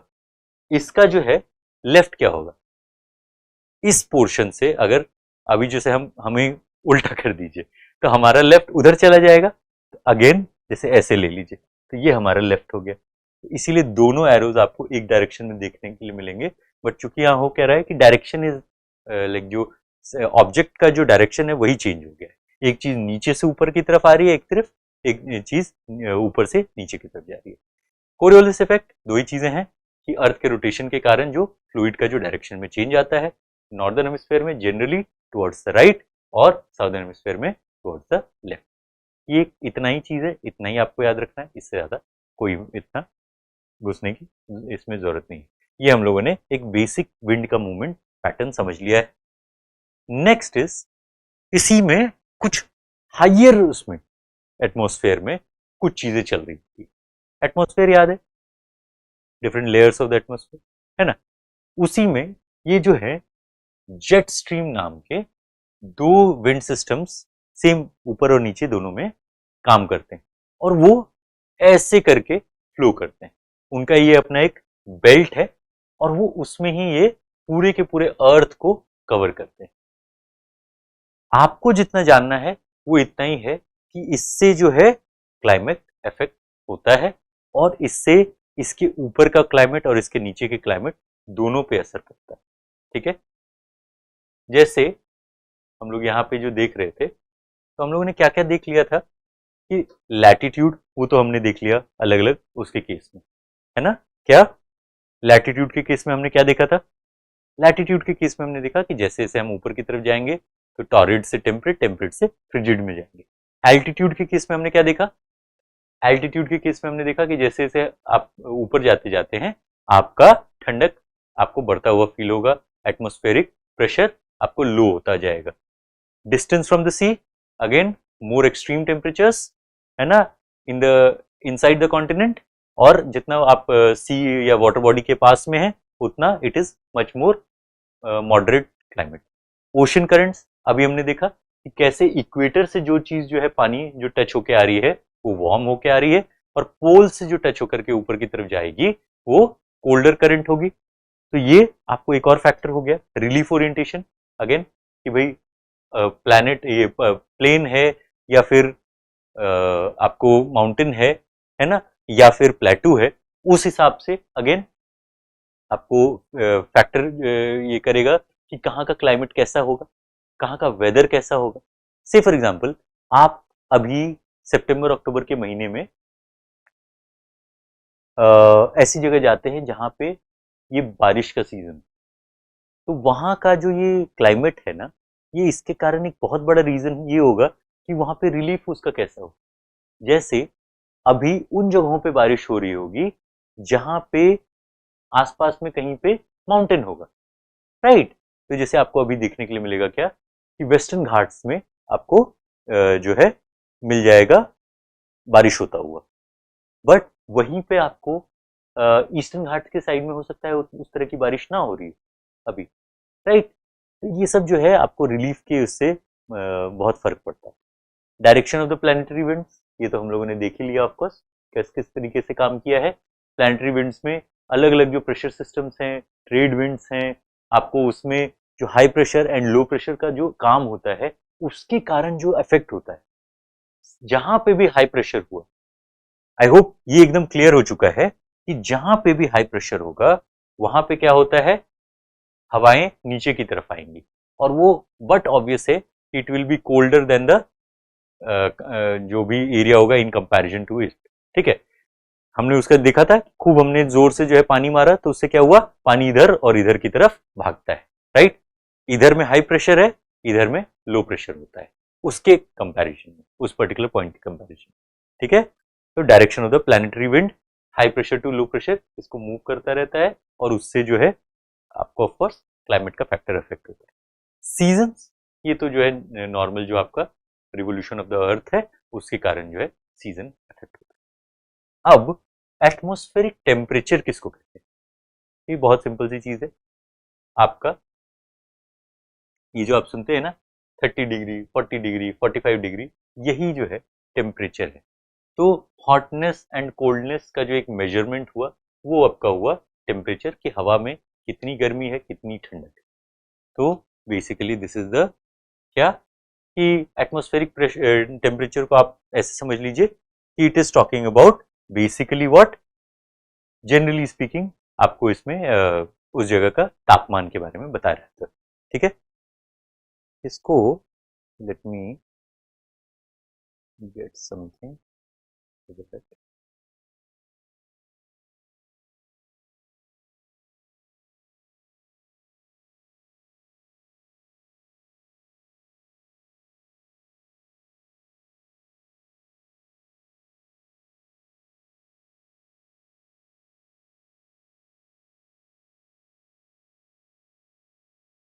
Just give me a moment.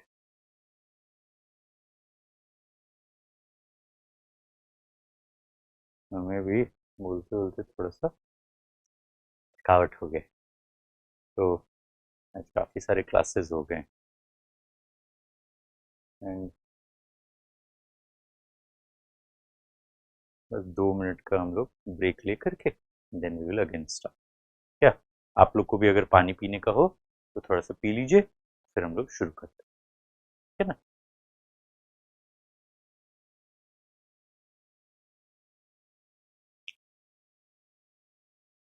I hope अभी तक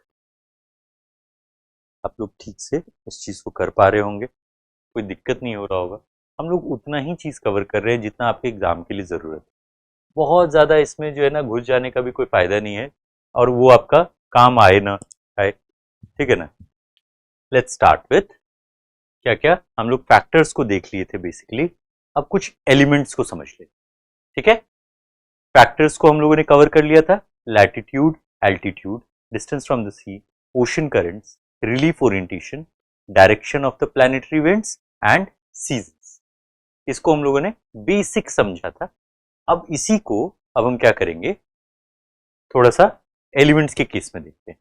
तो व्हाट इज एटमॉस्फेरिक टेम्परेचर और what do you understand by atmospheric temperature?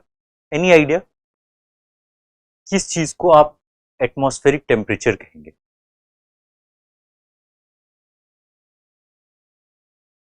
तो बेसिकली हवा का जो तापमान है उसको आप एटमॉस्फेरिक टेम्परेचर से जानते हैं। अब ऐसे तो उसका जो है ना मतलब जो है बहुत सारा, आप मतलब इन डेप्थ में जाकर के बहुत टेक्निकल लैंग्वेज में आप इसको समझ सकते हैं, लाइक बट ऐसे एक जानकारी के लिए आपको बस ये जानकारी होना चाहिए कि what is atmospheric temperature. So basically at any portion, है ना, किसी भी पीस ऑफ जो है ना लिथोस्फेयर या एटमॉस्फेयर का, वहां पे जिस तरह का आपको प्रिवेलिंग टेम्परेचर होता है that is atmospheric temperature. It is of course different levels में, अर्थ के भी एटमॉस्फेयर के डिफरेंटली जो है ना लेयर्स हैं, उसमें अलग अलग तरीके से उसका मेजरमेंट होता है। कहीं पे जैसे ट्रोपोस्फेयर में सी से लेकर के ऊपर तक वो घटता जाता है, उसके बाद फिर दूसरे लेयर में कहीं पे ऊपर जाते जाते हुए बढ़ता है। एनीवे वो सब हम उतना अभी इन डेप्थ में नहीं जाएंगे बिकॉज वो आपके पार्ट नहीं है इस चीज़ का। बट बेसिक जानकारी के लिए आपको क्या देखने के लिए मिलता है कि जो भी किसी जगह का टेम्परेचर है that comes under what, atmospheric temperature, तापमान।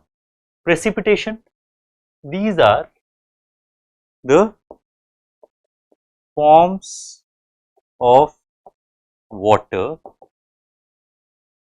जो कि मतलब वापस से कहाँ पे आता है, आपको वापस से नीचे अर्थ पे आता हुआ दिखता है।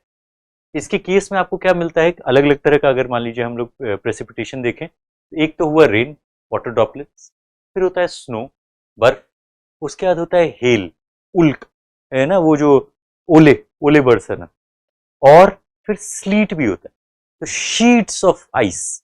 तो ये उसी के अलग अलग फॉर्म्स में जो पानी वापस आती है ना अर्थ पे, उसी को प्रेसिपिटेशन कहते हैं। एटमॉस्फेरिक प्रेशर कि भाई किसी भी एरिया में कितना हवा का जो है दबाव, राइट, उसी को अभी हमने देखा ना कि जहां पे गर्म लैंड होगा वहां पे क्या होगा, प्रेशर कम होकर के वो हवा ऊपर की तरफ जाती है, और जहां पे ठंडक होगी वहां पे हवा ठंडक होकर के ग्रेविटी के कारण नीचे की तरफ सबसाइड कर जाती है।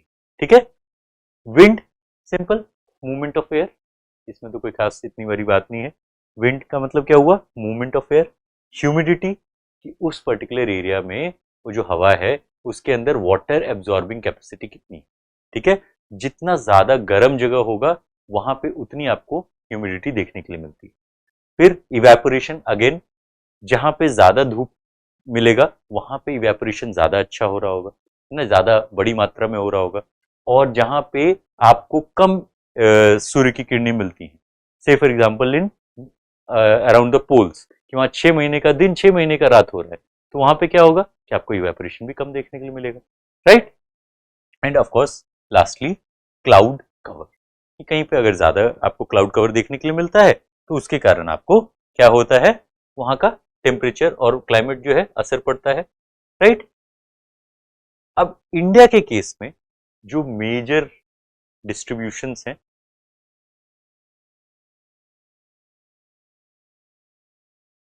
वो बहुत अच्छे से हम लोग देख लें, है ना। इंडिया के केस में ये किस तरीके से काम करते हैं। पहला चीज अगर आपको बस ध्यान रखना हो तो आपको क्या रखना होगा कि the first and the most important thing with respect to Indian climate is क्या, तो हमारे यहाँ पे बिटवीन लाइक ये जो 3.28 मिलियन स्क्वायर किलोमीटर का जो पूरा लैंड एरिया है, इसमें अगर हम लोग यहाँ तक ले, ये तो हम लोग अर्थ क्या कहते हैं इंडिया का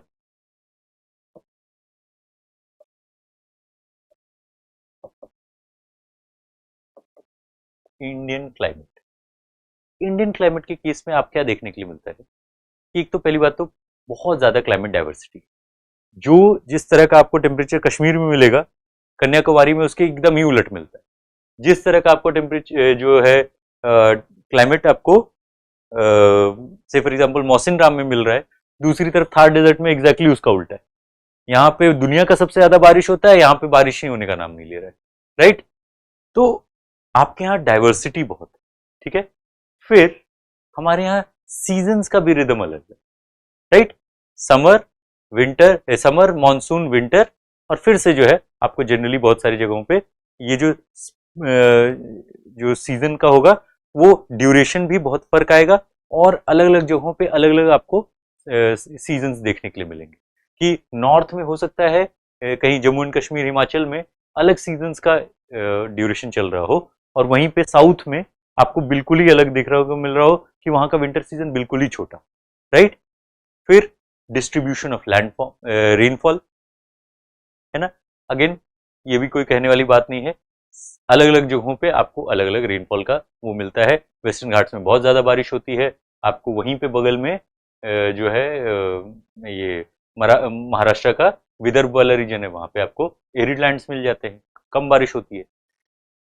ऊपर में -45 तक जा रहा है टेम्परेचर सियाचिन वगैरह में, नीचे में आपको मतलब जो है हो सकता है विंटर टेम्परेचर भी 20 के नीचे ना जा रहा हो, ठीक है। तो ये हमारा जो है ना बहुत ज्यादा डाइवर्सिफाइड है। अच्छा, अब लैटिट्यूड में इंडिया कहाँ से कहाँ तक आएगा, क्योंकि हमने देखा कि एक बहुत बड़ा जो फैक्टर था वो लैटिट्यूड था। तो आपको याद है what was the latitudinal extent of India, what was the latitudinal extent. तो आपको ये जनरली स्पीकिंग 8 डिग्री से कितना ऊपर तक, जरा बताइए तो, 8 डिग्री से कितने तक गया था अपना, याद है? इसको याद रखना जरूरी है, ठीक है। अब इसी देख रहे हैं जो ये आपने फर्स्ट क्लास में शायद पढ़ा होगा, 8 डिग्री से इतने तक गया। अब ये आपके लिए इंपॉर्टेंट इसलिए भी हो जाता है बिकॉज इस तरह का जो टॉपिक्स है, इस तरह के जो वो है, ये डायरेक्टली पूछे जाते हैं, ठीक है। तो हमको ये जरा आपको थोड़ी देर में आप हमको जरा याद करके बताइए तो 8 डिग्री से कितने डिग्री तक जो है आपका लैटिट्यूडनल एक्सटेंट है। Okay, next is altitude.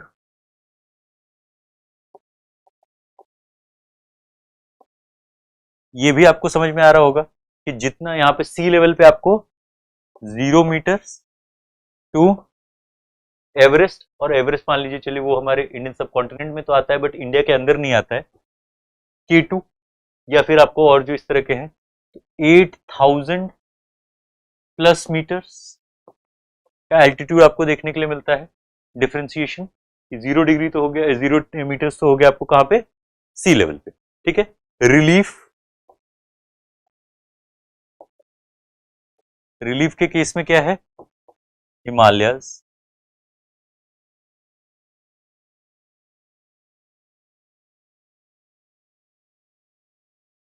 फिर हिमालयस, प्लेन्स, प्लेटूज,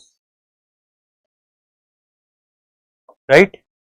तो रिलीफ का भी आपको एक जानकारी मिल जाता है। उसके बाद डिस्टेंस फ्रॉम द सी, तो ये तो बहुत सिंपल सी चीज है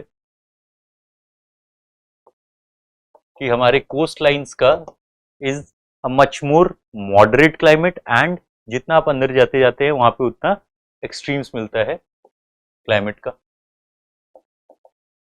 डिस्टेंस फ्रॉम द सी 5, एक बहुत इंपॉर्टेंट मार्कर है जो कि हम लोगों ने पढ़ा भी था जब हम लोग हिमालय देखते थे, कि हिमालयाज themselves एक इतना बड़ा हमारे लिए रोल प्ले करते हैं कि they act as a divider of 2 different lands, और उनके वेदर सिस्टम्स, उनके water divide, in fact cultural differentiation, सब कुछ में हिमालय का रोल है। तो हिमालय के उस साइड आपको साइबेरिया से आने वाली ठंडी हवाएं भी मिलेंगी, इस साइड से आपका जो मानसून जा रहा है वो भी आपके साइड ही रुक जाता है, तो इधर में ही बारिश हो जाती है, राइट। उधर में जितने भी हिमालय पे जो नदियां बन रही हैं, ग्लेशियर्स बन रहे हैं, ज्यादातर के पानी भी जो है ना नीचे की साइड वो कर देता है, राइट। और उसके अलावा कल्चरल भी, कि जो आपको टिबेटन और चाइनीज सिविलाइजेशन में जिस तरह का लैंग्वेज कल्चर ये देखने के लिए मिलेगा, उससे सिर्फ 100-200 किलोमीटर नीचे आपको बिल्कुल ही अलग चीजें देखने के लिए मिलती हैं, चाहे वो नेपाल में हो और चाहे वो बिहार में हो, यूपी में हो। तो हिमालयस का अपने आप में रोल बहुत बड़ा है, एंड ऑफ कोर्स इसके अलावा जो है ये distribution of land and water,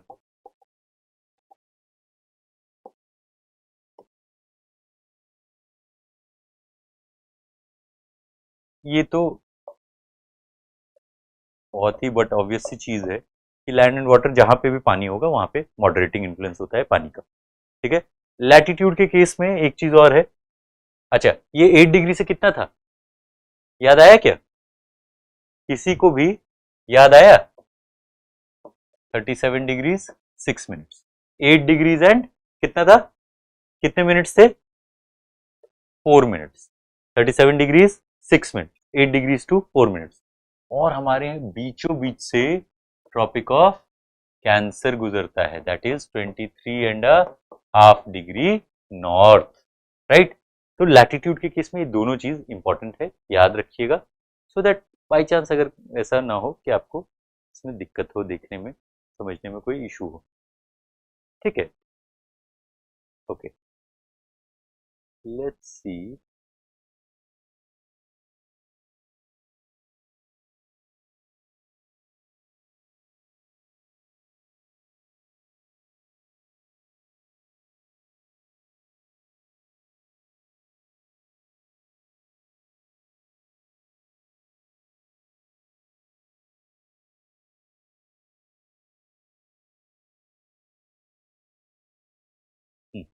okay, ये एक बेसिक जानकारी था about some of the basic factors regarding Indian subcontinent, है ना, और वहां के क्लाइमेट के बारे में। अब हम लोग देखते हैं, लेट्स सी, अच्छा डिस्टेंस फ्रॉम द सी तो समझ में आ गया है ना, कोई इसमें इशू नहीं ना। जैसे आपको देखने के लिए मिलेगा कि जितना भी दूर का है, जैसे शिमला हो गया, मनाली हो गया, ये वहां पे आपको खूब ठंडक मिलता है, राइट, क्योंकि वहां पे एल्टीट्यूड भी ऊपर है, टेम्परेट रीजन में भी आता है ना। और जितना आपको मुंबई, कोलकाता, चेन्नई वगैरह में देखने को मिलेगा, you will find similar kind of climate, because वहां पे सी बगल में, ठीक है। अंदर की तरफ ज्यादा एक्सट्रीम जैसे दिल्ली है, यहाँ पे खूब गर्मी, खूब ठंडा पड़ता है, राइट। बट आपको जनरली स्पीकिंग क्या हो रहा है कि सी के आसपास में, पुणे वगैरह में, ये सब में जगहों में आपको रिलेटिवली, ऐसा नहीं है कि वहां कोई ठंडक ये नहीं पड़ता है, बट कम पड़ेगा, और गर्मी भी बहुत ज़्यादा हाई में नहीं जाएगा बिकॉज पानी बगल में। एल्टीट्यूड के केस में जितना ज़्यादा जो है एल्टीट्यूड बढ़ रहा है हमारे यहाँ पे जनरली स्पीकिंग, वहाँ पे आपको इनफैक्ट देखिए ना, अगर जैसे राजस्थान ही लीजिए, वहीं पे माउंट एबू का एल्टीट्यूड थोड़ा ऊपर है तो वहाँ पे भी आपको हल्का सा वहाँ पे ठंडक मिल जाएगा, है कि नहीं। दूसरी तरफ आप ये देखते हैं जैसे वेस्टर्न घाट्स है, इक्वेटर के पास है बट वहीं पे ऊटी भी आता है कि, तो ये एल्टीट्यूड का तो आपको डायरेक्ट असर पड़ रहा है, ठीक है। सरफेस विंड के केस में क्या होता है, तो जो आपका जो बेसिक पोर्शन है इंडिया का लैंड मास है, वो किस उसमें सिस्टम से जाके गुजर रहा है, तो आपका सिस्टम जो है जनरली स्पीकिंग वो किस एरिया से है, तो वो आपका जो ये ट्रेड विंड वाला एरिया है कि नहीं, जो आपका ट्रेड विंड वाला एरिया है उस रीजन से आपका होकर के गुजर रहा है, तो वहां पे जो सरफेस विंड काम करेगा वो आपके लिए कौन सा होगा, ट्रेड विंड्स होंगे, जो कि ITCZ पे जाके कन्वर्ज करता है ना। ITCZ पे जाके के कन्वर्ज करने वाला आपका जो पोर्शन हुआ उसी को आप देखते हैं। अब ये देखिए ITCZ किस तरीके से काम कर रहा है, ये जनवरी के बारे में बात हो रही है एंड ये जून के बारे में बात हो रही है। सबसे इंपॉर्टेंट चीज, मतलब एकदम बेसिक बेसिक समझना है, नथिंग वेरी हाई फाई। सबसे इंपॉर्टेंट जनवरी के केस में यहाँ पे क्या है, नॉर्दर्न हेमिस्फीयर में ठंडक है, राइट। ठंडक में आपको क्या देखने के लिए मिलेगा कि ITCZ जो है वो नीचे की तरफ आपको ये जो है यहाँ की तरफ, मतलब इनफैक्ट आपके ट्रॉपिक ऑफ कैंसर के ऊपर की तरफ भी आपको शिफ्ट होता हुआ दिख जाएगा, ठीक है। इसमें जो मूवमेंट है वो क्या है, ये इस साइड से ऊपर की तरफ जा रहा है, ठीक है। होना कहाँ चाहिए ITCZ को, इस जगह पे, बट ये ऊपर क्यों गया, इस जगह से यहां पे ये क्यों शिफ्ट किया, क्योंकि अर्थ का टिल्ट जो है वो अपने एक्सिस पे कितना है 23.5 डिग्री। तो अर्थ जो है ना, चूंकि उसका टिल्ट इतना ज्यादा है 23.5 डिग्री, तो ये जो ITCZ भी है ना वो भी उतने में ये फ्लक्चुएट करेगा। अब ये किस तरीके से फ्लक्चुएट करता है कि इसमें अगर आप इस चीज को समझ लेते हैं, जैसे कि जनवरी के मंथ में ये ऊपर की तरफ तिब्बत के पास में जाकर के सिचुएट कर जाता है। क्यों, क्या ऐसा हो रहा है कि तिब्बत के पास जाकर के इसको सिचुएट कर रहा है ITCZ, because ITCZ in itself is what is a low pressure belt। Low pressure belt बनने के कारण ही वहां पे जो है ना जाके कन्वर्जेंस हो रहा है, ठीक है। अब ये यहाँ पे अगर लो प्रेशर बनाएगा तभी ना वहां जाकर के दोनों तरफ की हवाएं रुकेंगी। दूसरी तरफ इसके केस में क्या हो रहा है कि यहाँ पे जैसे जब गर्मियों की शुरुआत होती है आपको स्पेसिफिकली हमारे यहाँ पे, तब तक में अच्छा खासा लो प्रेशर बन चुका होता है, यहाँ पे अच्छा खासा लो प्रेशर बन चुका होता है, यहाँ पे अभी बनना शुरू हो रहा होता है, ठीक है।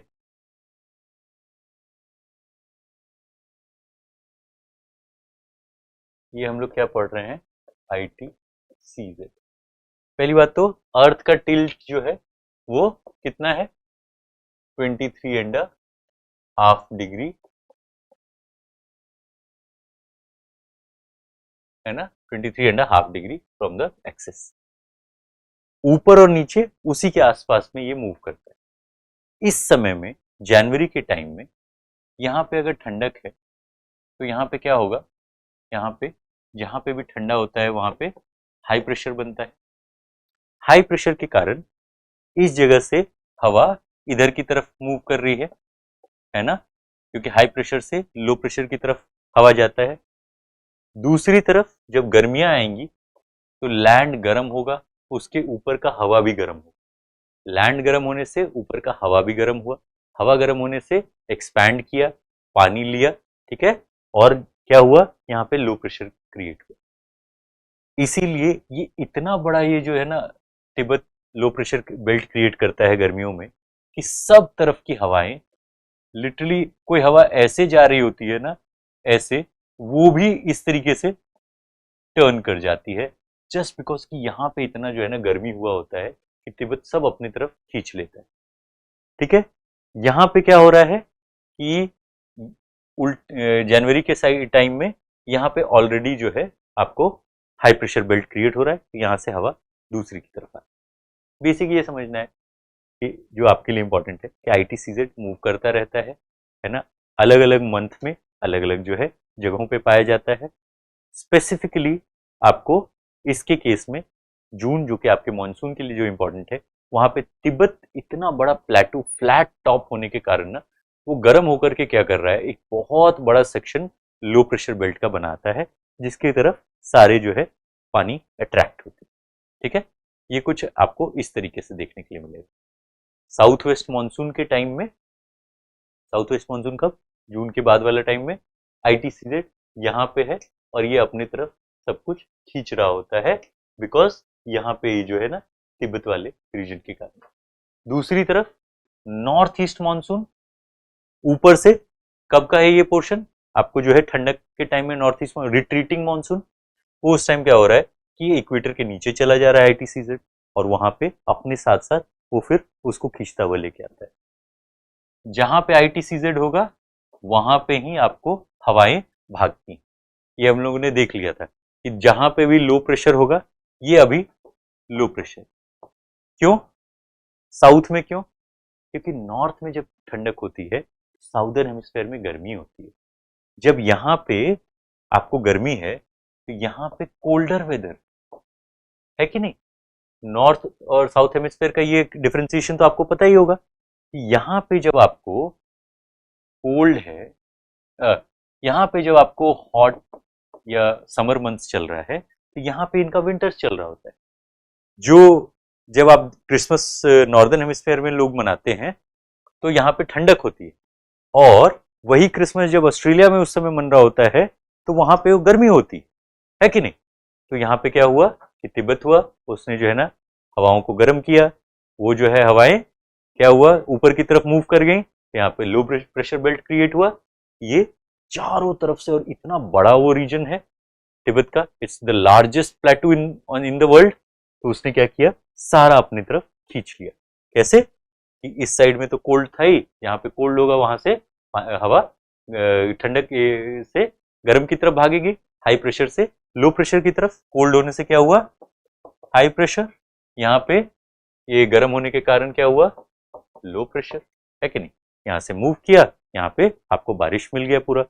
दूसरी तरफ क्या हुआ, जब आपकी तरफ यहाँ पे कोल्ड वेदर हुआ तो यहाँ पे आपको हाई प्रेशर बेल्ट मिला, और इस साइड में क्या हो रहा है कि हॉट है, यहाँ पे समर आ रहा है, तो यहाँ पे लो प्रेशर है, सब इधर मूव करके। ITCZ एकदम क्लियर है ना। वार्म एयर और ये कोल्ड एयर, ये आपको एक बेसिक इसका रिप्रेजेंटेशन है किस चीज का, लैंड एंड सी ब्रीज का। डे यहाँ पे गर्मी, तो लैंड इज वार्मर, वार्म होने के कारण सारा हवा जो है ऊपर की तरफ मूव कर गया, सो दिस इज लो प्रेशर। यहाँ से ऐसे गया, यहाँ पे वो बना, सब बारिश हो गया, सब बारिश हो गया। यहाँ पे सी इज कूलर, मतलब हाई प्रेशर इधर से मूव कर गया। अगेन इसका उल्टा, नाइट में ये लैंड इज कूलर, तो यहाँ पे हाई प्रेशर है, हाई प्रेशर से किधर की तरफ जाएगा, सी, जिधर वार्म हुआ है दिन भर जो है ना सो करके जो है ना अपने आप को सन बादिंग करके खूब गर्म हो लिए, अब गर्म हो लिए तो यहाँ पे लो प्रेशर हो गया, लो प्रेशर हो गया, तो अब यहाँ पे सब जो है ना वार्म एयर ऐसे राइज किया और फिर इस साइड में मूव किया, क्योंकि यहाँ पे अगर हाई प्रेशर है तो ऑफकोर्स यहाँ लो प्रेशर होगा। ठीक है, इट मूव्स इन साइकिल, बस आपको ये ध्यान रखना, ठीक है, नथिंग एल्स। ओके, ये उसी पोर्शन का वो है कि कैसे जो है आपको ITCZ से मूव करता है, और क्यों चेरापूंजी, क्यों आपको चेरापूंजी में इतनी बारिश देखने के लिए मिलती है ड्यूरिंग साउथ वेस्ट मानसून, क्योंकि ये ITCZ का जो पूरा बेल्ट है ना वो लिटरली एकदम चेरापूंजी के ऊपर से होते हुए जाता है, दैट्स व्हाई। ठीक है, इसमें ऑफ कोर्स देखिए तिब्बतन प्लेटू का एक्सपेंस,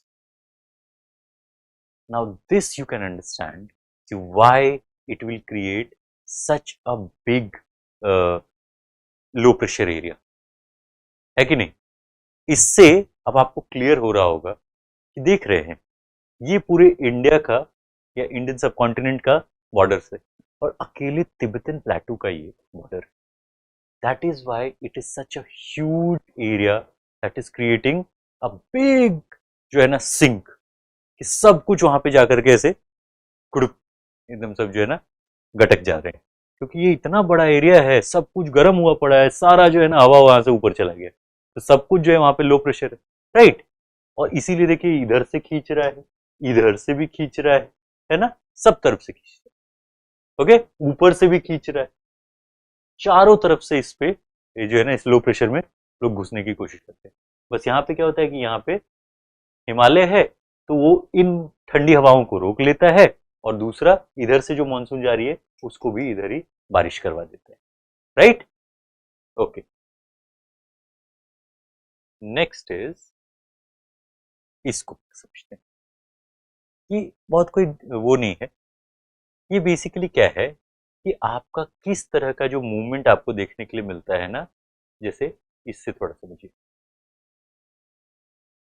जनरली क्या होगा कि यहाँ पे equatorial winds gather warm water pool towards the west of Australia.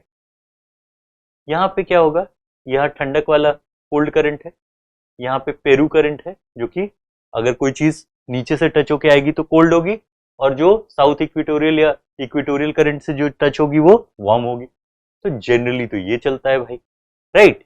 और इसका जो मूवमेंट है वो इस डायरेक्शन में आपको देखने के लिए मिलता है।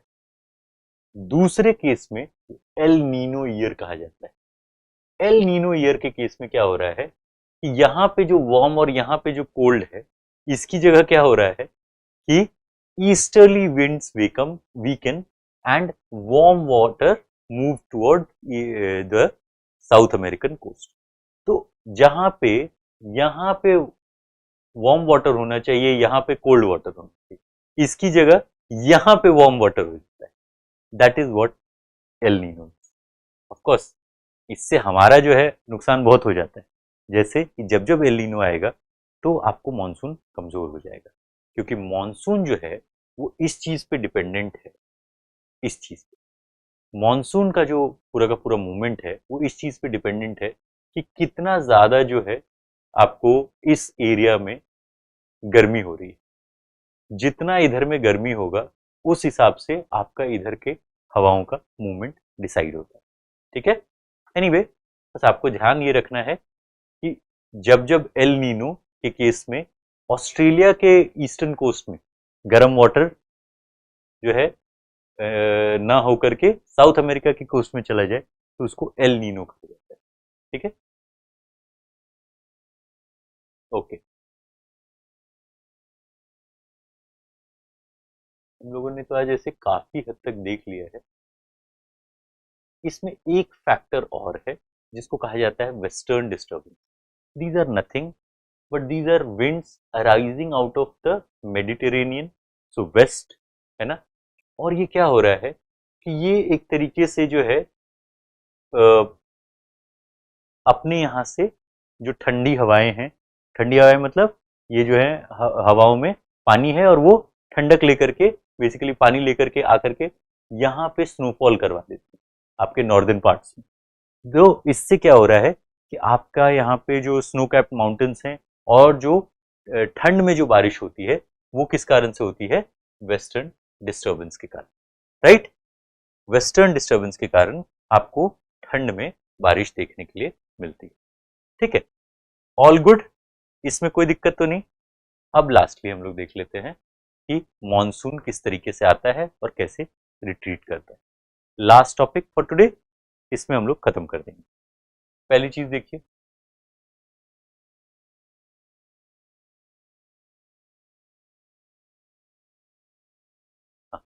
लेट्स सी, सबसे पहला जो आपको देखने के लिए मिलेगा मॉनसून यहाँ पे केरला के कोस्ट से फर्स्ट जून को आता है, ठीक है। अब दीज आर बेसिकली इनको कहा जाता है कि ये जो लाइंस होते हैं ना, तो इस पर्टिकुलर लाइन में जो भी आपको प्लेसेस आएंगे वो सब पे एक ही टाइम में बारिश आ रही होती है, ठीक है। तो 5 जून, 10 जून, 15 जून, 1 जुलाई, 15 जुलाई, ये इस तरीके से मूव करता है, राइट। 1 जून, 5 जून, 10 जून, 1 जून केरला कोस्ट, 5 जून कर्नाटका कोस्ट, 10 जून महाराष्ट्र कोस्ट, 15 जून गुजरात कोस्ट, और 1 जुलाई, फिर 15 जुलाई आपका ये थार डेजर्ट वाला एरिया, राइट। इस साइड में देखिए 1 जून में आपको चेन्नई और ये नीचे का आंध्र प्रदेश वाला रीजन, 5 जून को अगेन आंध्र प्रदेश, उसके बाद 10 जून को सब कुछ ही कवर हो रहा है, भुवनेश्वर होता हुआ पटना वटना सब हो गया, राइट। इसी में 1 और 5 के बीच में आपको क्या हुआ, ये वाला पोर्शन भी पूरा हो गया, नॉर्थ ईस्ट वाला पोर्शन भी, और लास्टली फिर 15 में लखनऊ होते हुए 1 जुलाई तक आपको दिल्ली होता हुआ सब कवर हो जाता है, ठीक है। रिट्रीट में क्या हो रहा है, ये तो मॉनसून आया, वापसी कैसी हो रही है, तो सबसे पहले कहां से शुरू होता है, यहाँ पे सबसे लेट कहां पहुंचा, थार डेजर्ट, सबसे पहले वहां से शुरू होगा 1 सितंबर, 15 जुलाई से सितंबर, मतलब ऑलमोस्ट क्या कितना दिन का टाइम रहा, जुलाई, अगस्त, सितंबर, 45 डेज के अंदर वहां से वापसी। 1 सितंबर, उसके बाद 15, फिर 1 अक्टूबर, 15 अक्टूबर, राइट, 1 नवंबर, 15 नवंबर, 1 दिसंबर, और लास्ट जो पोर्शन है वो 15 दिसंबर को भी जाता है। तो आपका मेनलैंड जो है वो जनरली 1 दिसंबर तक कवर हो जाता है, कितना, 1 दिसंबर तक। और इसी तरीके से इस साइड में भी आपको यही देखने के लिए मिलेगा कि यहाँ से सितंबर से होता हुआ, अभी जैसे आज 1 अक्टूबर है, तो 1 अक्टूबर आते आते आपको क्या देखने के लिए मिल रहा है कि दिल्ली, लखनऊ, ये सब जो है जनरली स्पीकिंग, मुंबई, भोपाल, अहमदाबाद, यहाँ से अब मॉनसून रिट्रीट कर चुका है। आया कब इन जगहों पे, इस एरिया में देखे थे 10 जून के आसपास आपको आता हुआ दिखता है, 10 से 15 के बीच में। यहाँ पे जाने के लिए कब हो रहा है, तो आपको जनरली स्पीकिंग 15 से 1 अक्टूबर तक ये सारे आपके जो है एरियाज में वापस जा चुका है। उसके बाद पटना, कोलकाता, भुवनेश्वर नेक्स्ट लॉट में 15 अक्टूबर तक में वापस चला जाएगा। इसीलिए आपको कभी कभी दुर्गा पूजा के टाइम में बारिश दिखती है, specially in this particular region, ठीक है। तो वो इस कारण से हो रहा है, ठीक है। अब इसके बाद का जो है, जैसे हम लोग रेनफॉल हुआ, ठीक है, रेनफॉल हुआ, और उससे रिलेटेड फिर जो टेम्परेचर हुआ, ये सब हम लोग नेक्स्ट क्लास में देख लेंगे, ठीक है। This particular class, I hope आपको जो है ना बेसिक चीजें एटलीस्ट समझ में आ गई होंगी। कौन कौन सी चीजें, कि factors and elements of Indian climate, पहले तो हम लोगों ने दुनिया के केस में देखा, और उसके बाद फिर उसी चीज को इंडिया के केस में समझने का कोशिश किया, ठीक है। बेसिकली इतना ही है। अगर आपको लो प्रेशर से हाई प्रेशर कैसे बनता है, उस मूवमेंट को आप समझ जाते हैं, कहां से किधर मूव करेगा कौन सा हवा, उस चीज को आप समझ जाते हैं, तो आप बेसिक आइडिया आपको एटलीस्ट लग जाए। हाँ, ये जरूर है कि आपको इन चीजों को ना 2 से 3 बार एटलीस्ट अपने दिमाग में रिपीट कर लेना। उससे होता क्या है ना, कि you would be much more clear about these things in your own head, ठीक है। I hope it is clear to you. इस क्लास को हम लोग यहीं एंड करते हैं, and then we will move on to the next class, जब हम लोग इसको लेते हैं और उसके बाद उसमें देखेंगे, ठीक है। Thank you so much for your patience. Wish you all the very best for your exams, है ना, बहुत अच्छे से आपका जाए, जो भी आप इसमें पढ़ रहे हो वो आपके एग्जाम क्लास के लिए जो अच्छा से तैयारी हो जाए, है ना, और जो दूसरी टेस्ट हैं उसके लिए भी आपका अच्छे से तैयारी हो जाए। चलिए, थैंक यू सो मच, अच्छे से जाइए, खाना पीना खाइए, ठीक है, और खूब हंसते खिलखिलाते इस एग्जाम को क्लियर करें, ठीक है। Thank you, wish you all the best.